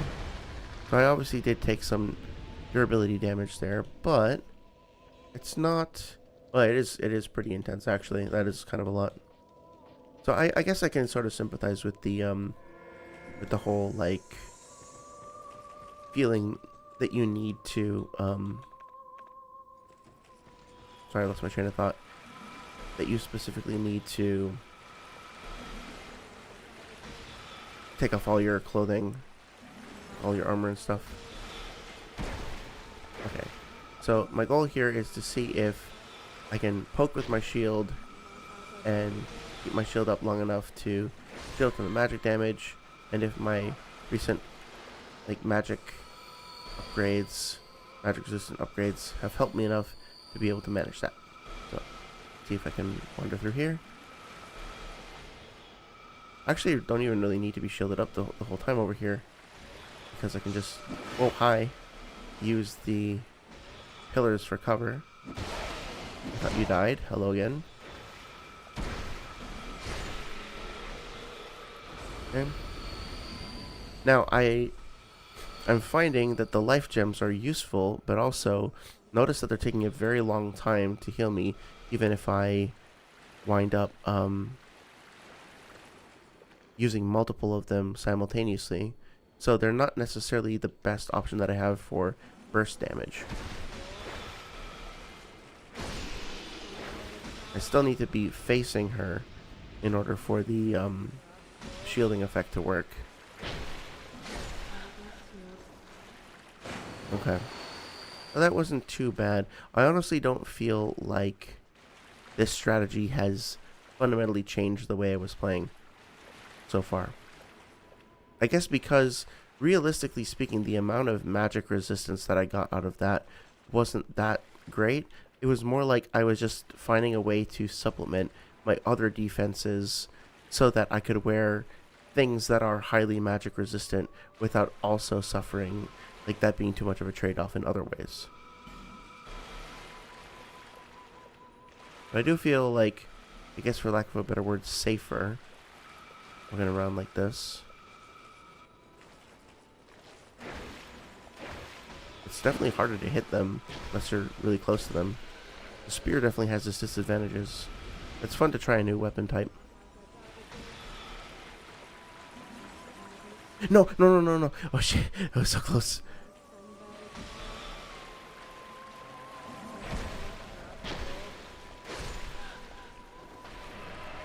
Okay. Forgot about this guy. No, come on. I knew it was there too. I knew it, and I knew to expect it, and I still fell for it.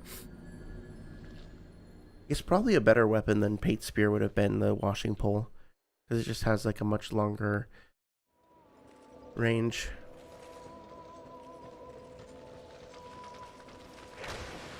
Well, maybe not much longer, but it's probably more versatile. I don't know.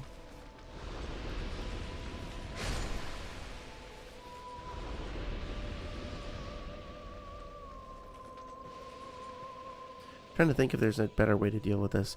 I mean, obviously, right, like if I'm using my, like all the options available to me, it wouldn't be a problem. Just buy some throwing knives or something.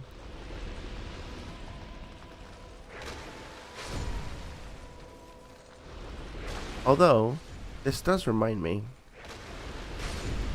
One second, I have an idea.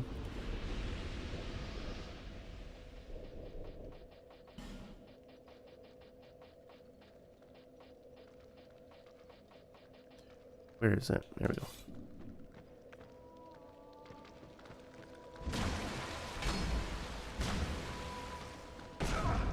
Ouch. Okay. Will you please help me degrade this? It only works on armor, doesn't it?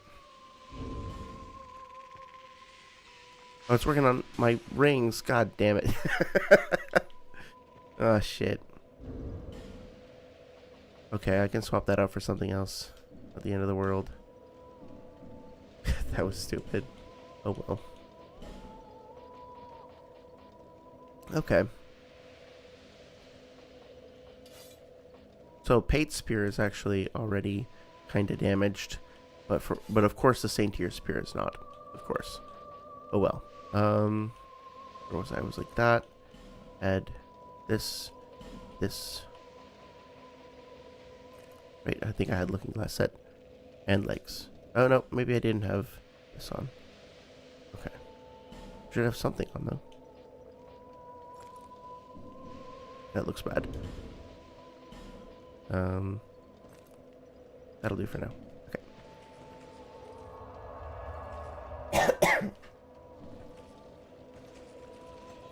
So yeah, I admit, like... Oh, that was cool.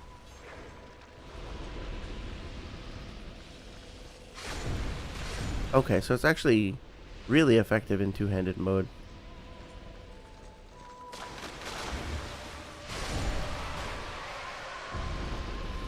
That charge attack is great. So what happens if I just, like, try to dodge here? Instead of trying to shield up.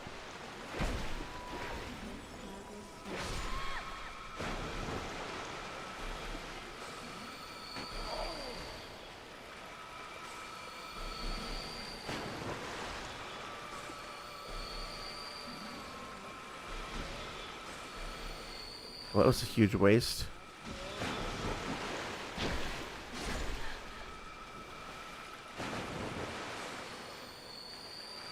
Yeah, so for anybody wondering if the intended way to play the game is to just dash through, I think that pretty much should answer that question.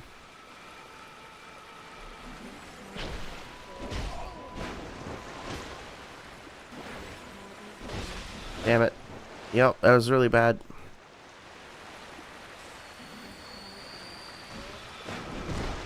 Really, really bad idea.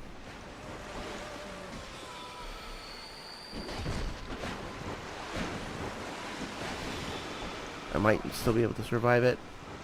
Nope. Oh, shit, I'm still alive somehow.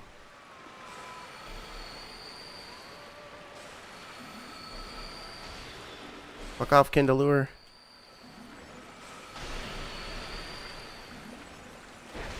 Now I'm fucked. Yep.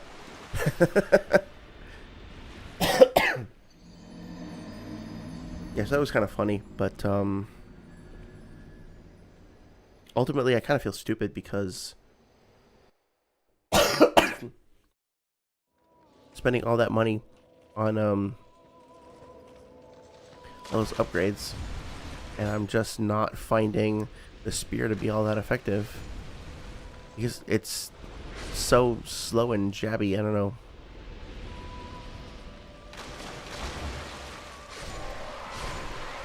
No, I'm curious about something.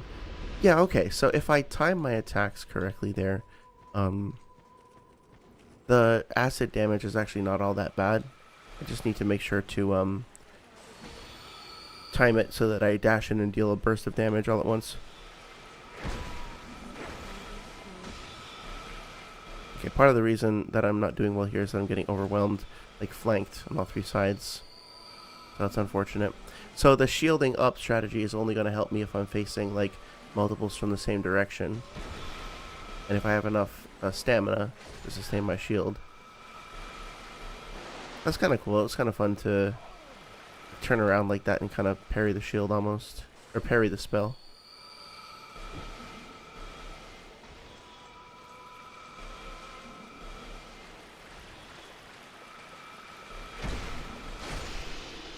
There's another instance where not locking on was to my advantage. Honestly, I feel like not locking on has become my default in a lot of situations because it's much easier to use the camera freely and decide how you want to aim your shots.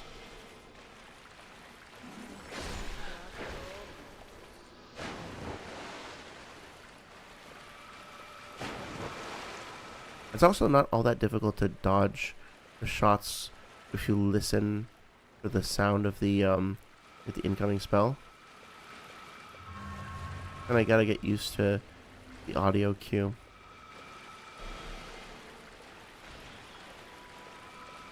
Okay, so part of my issue previously was that I was getting caught between her and Kindalure once I got there and the Drake Knights.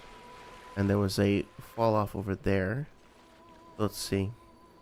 And if the song stops, then this guy will come back to life. So I gotta deal with him first. Or not come back to life, he'll start attacking me. Aggro. Okay. That's one threat out of the way.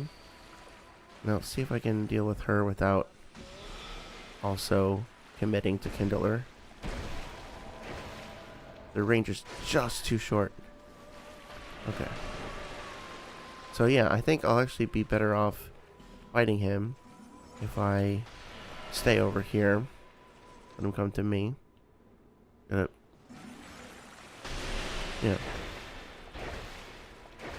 Or her, maybe. Can use the pillars for cover. Right. So the nice thing about this is that I do, having now kind of worked out of a defensive spell strategy that is just as effective against this NPC as the regular enemies that I was fighting before. Why are you running like that? Oh no.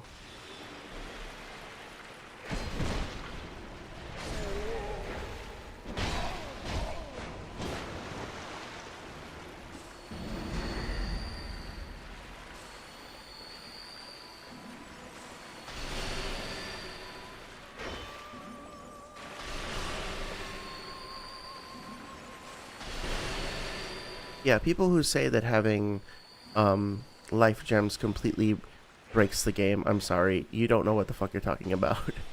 Like, I almost, yeah, it didn't help me there. It almost got me killed multiple times because it doesn't matter how many of them I use in that context. I'm just going to, the amount of time it takes me to actually heal up keeps me in this state where I'm spending all my time trying to heal back up and then not healing fast enough, you know what I mean, and then getting trapped in this cycle. But anyway, I'm not finding that the spear is as useful as I thought. It's because it's a little too how can I say, too focused. It's like a high commitment to one particular direction. It doesn't have enough of an arc, so I'm only able to hit enemies in a very, very narrow kind of cone area of effect, right? Very, very pinpoint, which makes sense thematically for the spear. But my theory as to the spear potentially helping me avoid damage.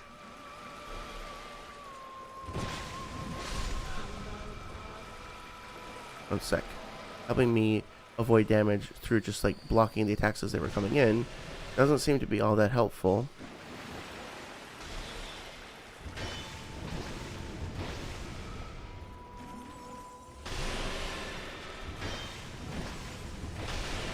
Haha. Okay. That was pretty satisfying. Yeah, so my theory previously about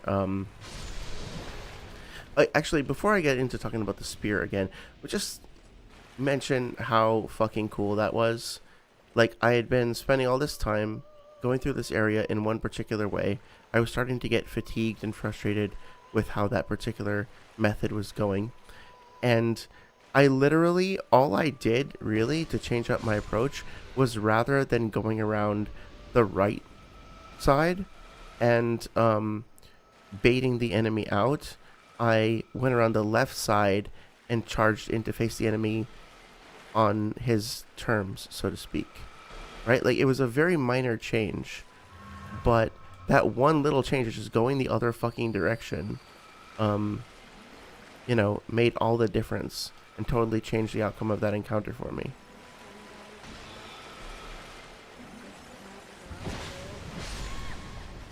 It does kind of suck that the spear strategy didn't work out, because I have invested excuse me, quite a lot of resources into trying to get that to work. But I mean, now I have experience with a different class of weapon, and I understand what I like or don't like about it. I can still potentially use that spear for other things. It just didn't work out well here, right? Or it worked out as intended. But now also I can decide how I want to engage with this particular encounter going forward, because I now kind of know what to expect in terms of what part of the arena is to my advantage, what part is not. I understand now that I have to have a weapon that lets me... Oh shit, I didn't know they could heal. I forgot about that. I have to use, like, healing items and defensive items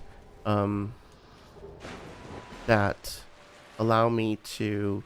and attack items as well that allow me to account for the variety of different enemy types that I'm going to be facing. I need to be able to do, like, sweeping attacks as well as poking attacks. Actually kind of cool that... Oh, so the ones that don't have a staff heal and the ones that do have a staff attack. Yeah, ooh, red iron twin blade. I love that weapon. So she actually is just not going to attack me anymore. Just leave her alone.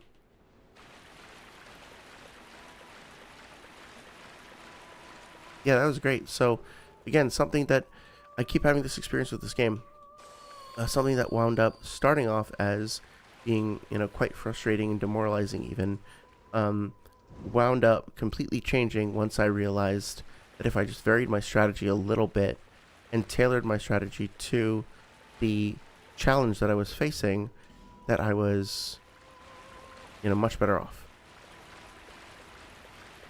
And the process of discovering that was fun. I think I'm going to regret this. What the... What's up with her? Oh, what the hell?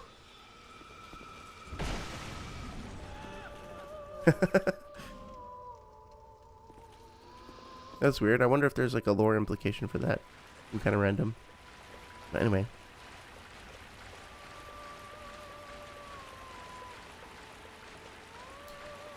Yeah, so I'm kind of settling in on this idea that Dark Souls 1 is...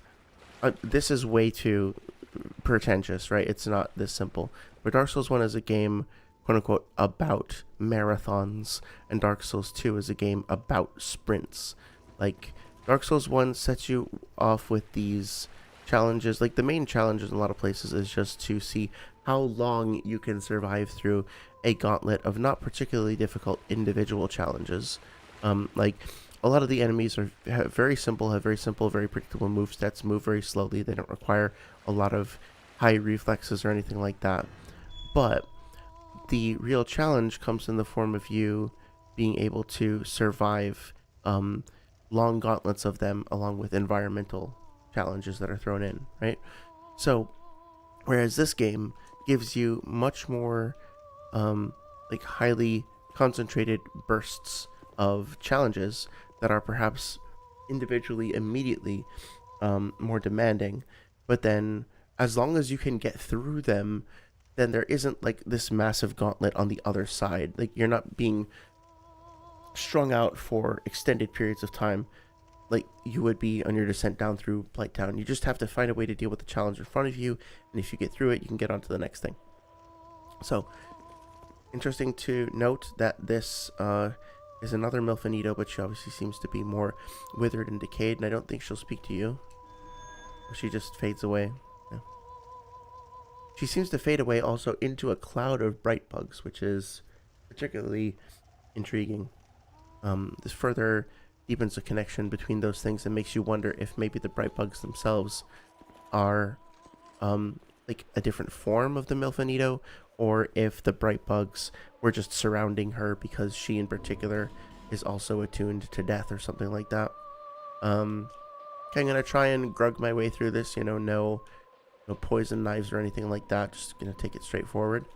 This is the Demon of Song, and I'm probably gonna focus and listen to the music and stuff more so than 1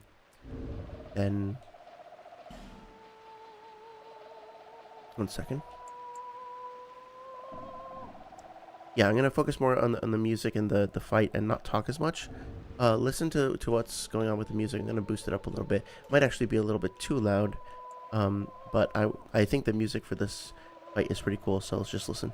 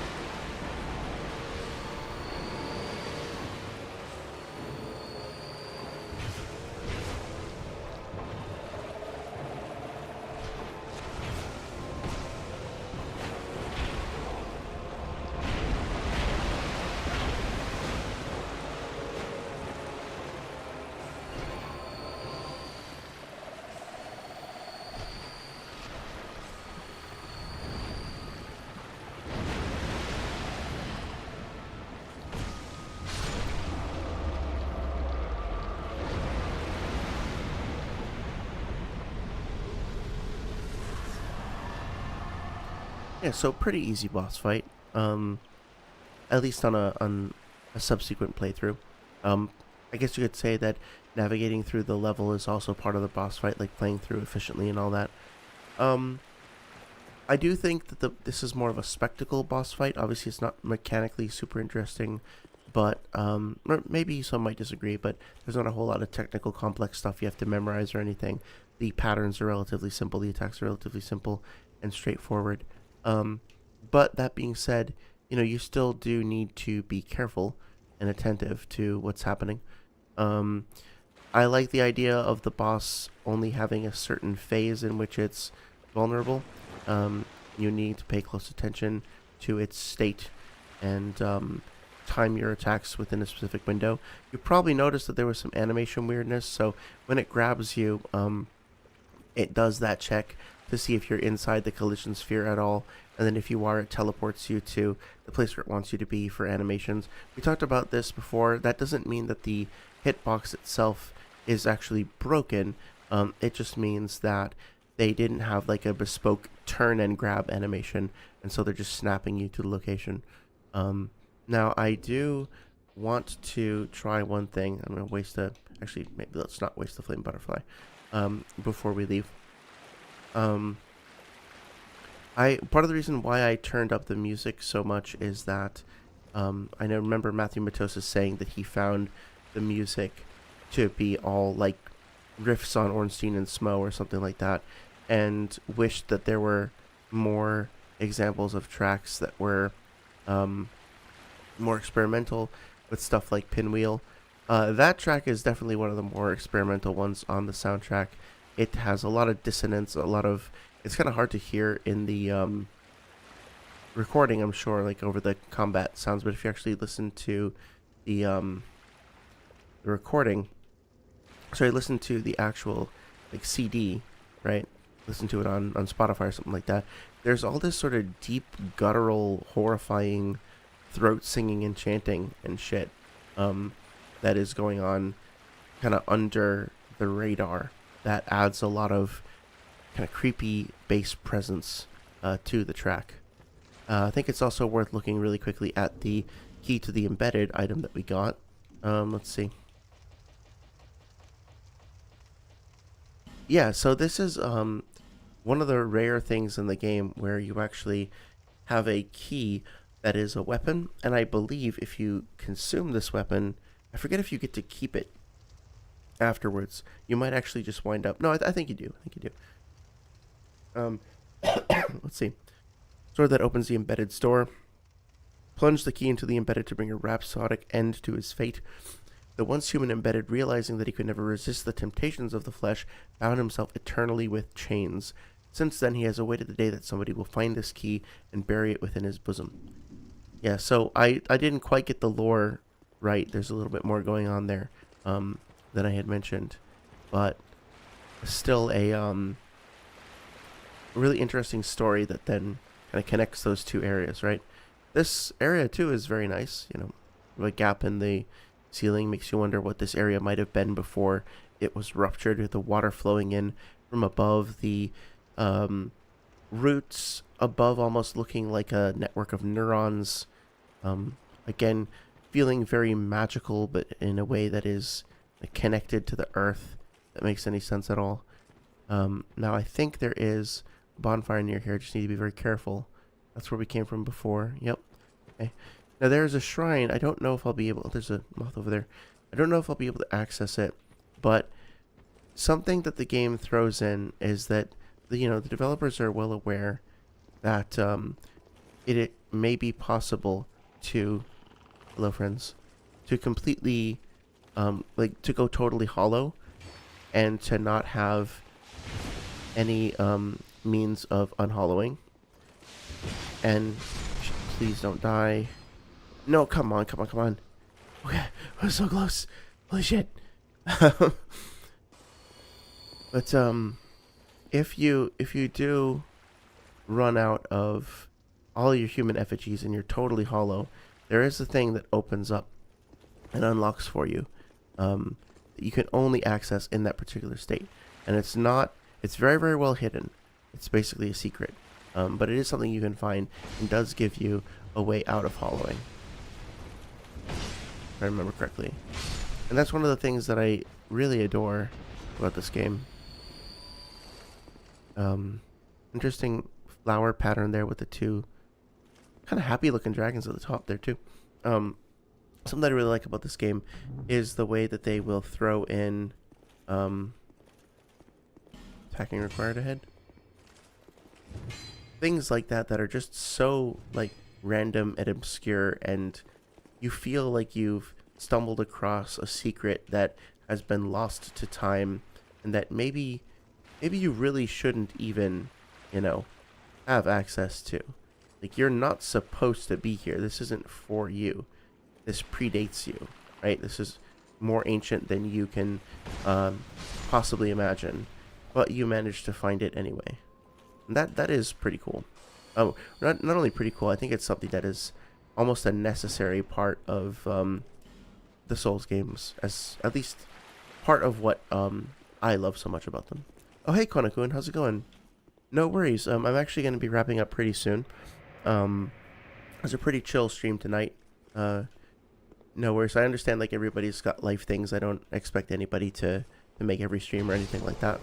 But it's nice of you to say hi. How's everything going? You holding up okay? Yeah, so granted that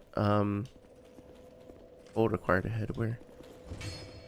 Granted that the Shrine of Amana is still a difficult area, a challenging area, and one that I think understandably gets a lot of frustration because of just the relentless gauntlet of shit it throws at you. But, you know, and granted that I've already played the game before, quite extensively, but we got through that in like a couple hours, right? It wasn't that bad.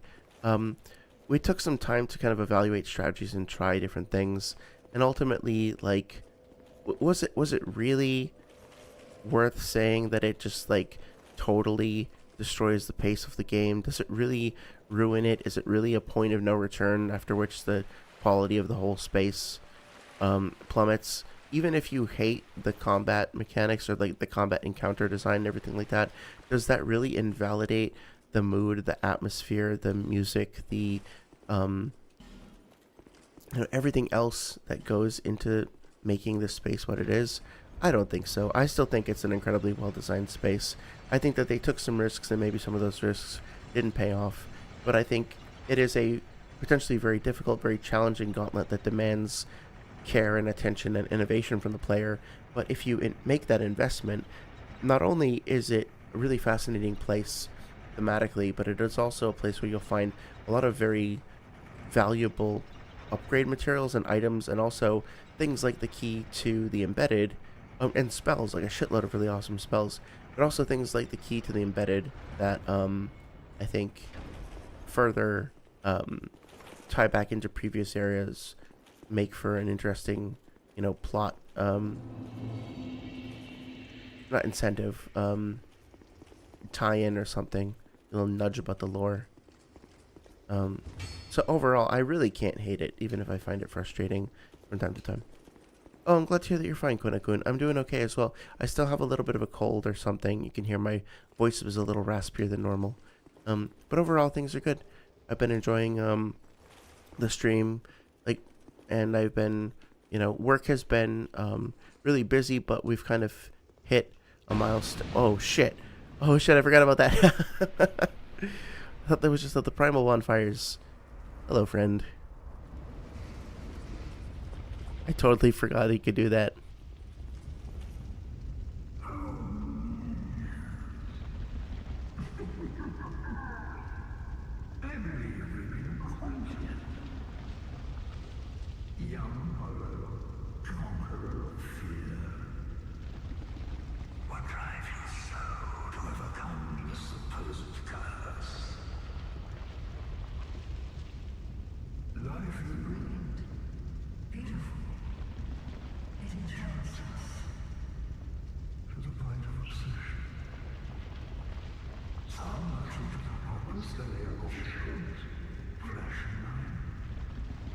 One man lost his own body, but lingered on as a head.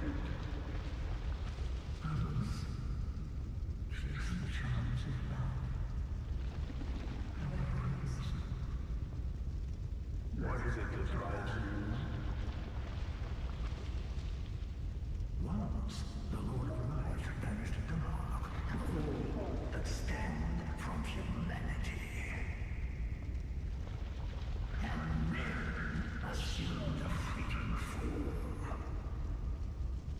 These are the roots of our world.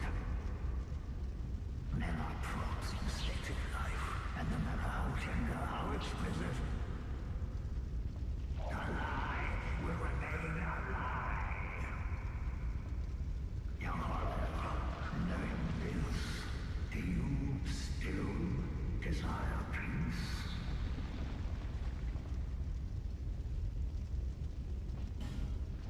Venric, the near true monarch, is here, and not far off. But what is a king? You, neither born with greatness nor grounded by the fates. What is it you seek? You cannot even say yourself. You shall meet again, young Harlow.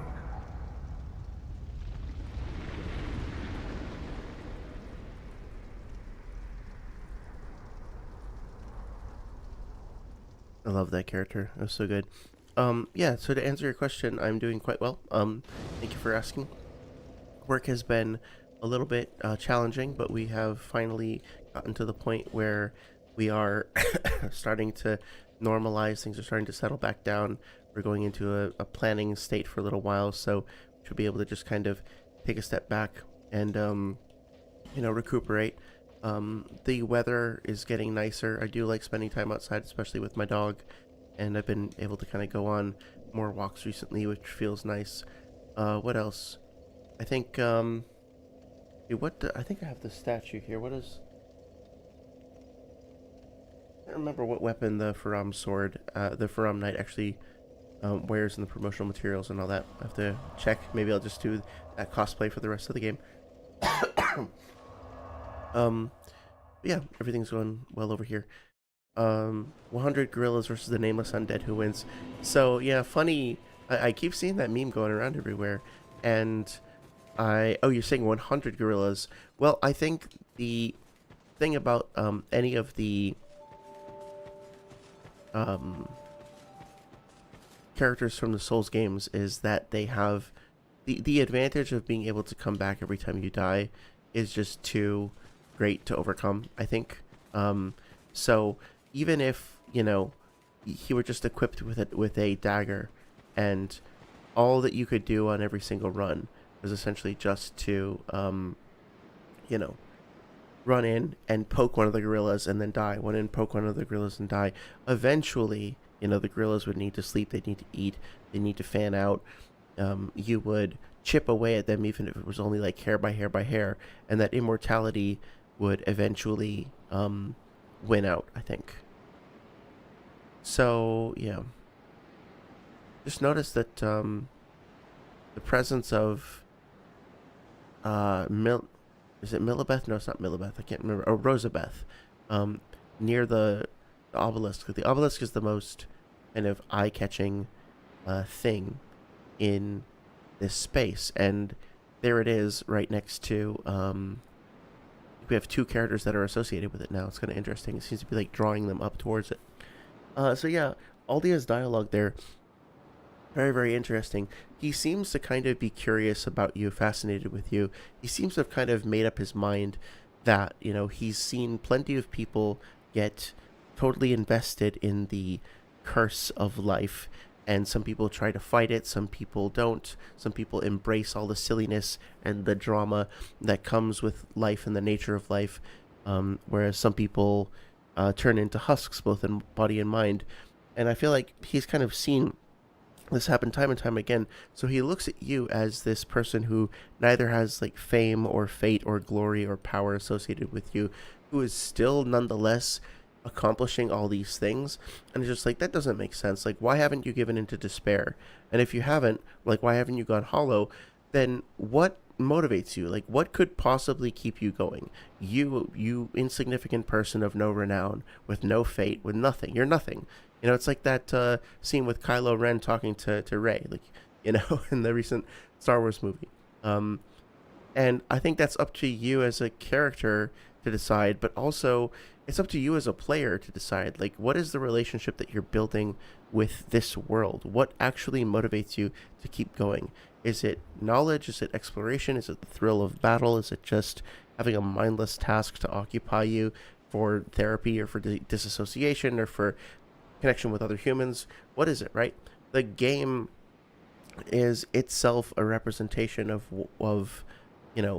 what desire can do to people, and the different ways in which desire can manifest as kingdoms, as like in the form of monarchs. And the person that you're pursuing the entire game, you're told that despite everything he accomplished, despite his majesty, despite his power and everything, that he is a failed monarch. He wasn't able to do it. He did not succeed. He is not somebody to emulate. Even though you're kind of doing the same thing he did, right? You're told that he went around collecting the souls of the four great ones and subjugated the lands and drew them all together towards himself and unified the kingdom around his own desire. And that was part of how he became a failure, and you are now doing the same thing. So why are you doing it? More so than any other game in the series, potentially, the game wants you to think about why you're playing it, why you as a player, why you as a person are even bothering to engage with this art. And Aldia doesn't give you an answer, right? He doesn't tell you, and this is the correct thing, because he's kind of given up on that. He doesn't think there is a correct answer. And it kind of blows his mind when you decide to forge your own path if you walk away from the throne at the end of the game. So that little moment there, I think, just says so much about the game's philosophy and what it would like you to try to engage with as a player. And that's part of the reason why I love it. Konakun says, it's not too late, we can change this now. I'd love to see Naruto try to... Well, actually, doesn't Naruto have like a whole side arc when he's on the island training with Killer Bee where he does like the survey of all the different animals and like checks their gender and stuff like that, or their sex rather. He seems to get along with the animals there. There is actually a gorilla there. I think Bee just calls it Kong, right? He's like this big animal that Killer Bee is friends with, something like that. So yeah, it could be that he tries to talk no jutsu the gorillas down. But anyway, yeah, so one of the last thing that I'll say for tonight before signing off is I think Matthew Matosis had said something, or maybe it was, I forget who it was exactly, said something along the lines of like, Dark Souls 1's story was really simple. You have to fulfill the quest of awakening, you have to defeat Gwyn and link the fire. It was simple, straightforward, and that's all we need. Dark Souls 2 incorporated this totally different story that was much more complicated. Dark Souls doesn't need a complicated story. It doesn't need a complex narrative. So its addition was completely pointless. There was no reason to put it in. It shouldn't have been there and should have just been a really straightforward story. And I think it's a really weird way of looking at it, right? Like, what if you took all of the philosophy out of the Matrix and just had it be 2 hours of cool, like, bitchin' fight scenes, right? With cool guns and explosions and helicopters and martial arts. It would have been fun to watch. But the fact that there is story, you could argue that the Matrix doesn't need a story in order to be a good, entertaining piece of media. But it kind of does need the story to be there to tell a good story, as tautological as that sounds. And movies that tell stories can be really, really good. And I would argue that the fact that it does weave philosophy into its action makes the action seem more powerful. So, I don't know. Could there have been a Dark Souls 2 that basically tells zero story, everything is left to the lore, and it's all very straightforward and you're just doing the same thing again? And could the game still have been excellent despite that? Yeah. But looking at everything that the fucking game does narratively, everything it tries to say, everything it tries to contribute in the form of like narrative innovation in this title, and to just be like, yeah, well, I don't need that, so fuck it, it's bad, get out of the way, just give me a fire to link. I'm like, what the fuck actually is wrong with, like, is everybody okay? I don't understand why the game making efforts to tell a really interesting and poignant tale with interesting and poignant characters is bad or unnecessary. To me, not to be rude, like, I don't want to be too dismissive, but it feels like a bit of a, like, I just don't care about this, and so it's bad because it's in my way. Like, that's how it sounds to me. But anyway, to leave on a positive note there. I think that's where I'm going to wrap it up for today. I do appreciate folks who stopped by and said hello. Dark Souls 2 and Konakuna, hope you guys do well and have a great rest of your week. Anybody in the VODs, as always, please let me know if you want me to try out any builds or explore any areas or delve into anything that we might have missed. I'm probably going to keep the builds actually fairly simple for the foreseeable future, just to kind of maintain consistency as we've been doing so far. But I'm definitely open to suggestions, especially for future playthroughs. Konakun says the one who can defeat himself can defeat anyone. I like that, yeah. That's, at the very least, like, mastering yourself, I think, should be the first step to achieving mastery in most things, right? So yeah, it was super fun. I'll be back on Sunday. It looks like, based on the poll, we're going to be diving into Noodle's multiversal Naruto video, which is... I'm very excited to talk about that, actually. I kind of got the impression that, like, folks might need a break, but it looks like that's a topic of interest. And I'd actually started working on a standalone video on that topic previously, and so I have a bunch of notes and stuff. I think I'm pretty much ready to dive in and start talking about it. It's going to be a lot of fun, a lot of stuff to go over. So yeah, thank you as always for your attention. I hope you guys have a great time and lifetime. And I'll talk to you soon. Good night.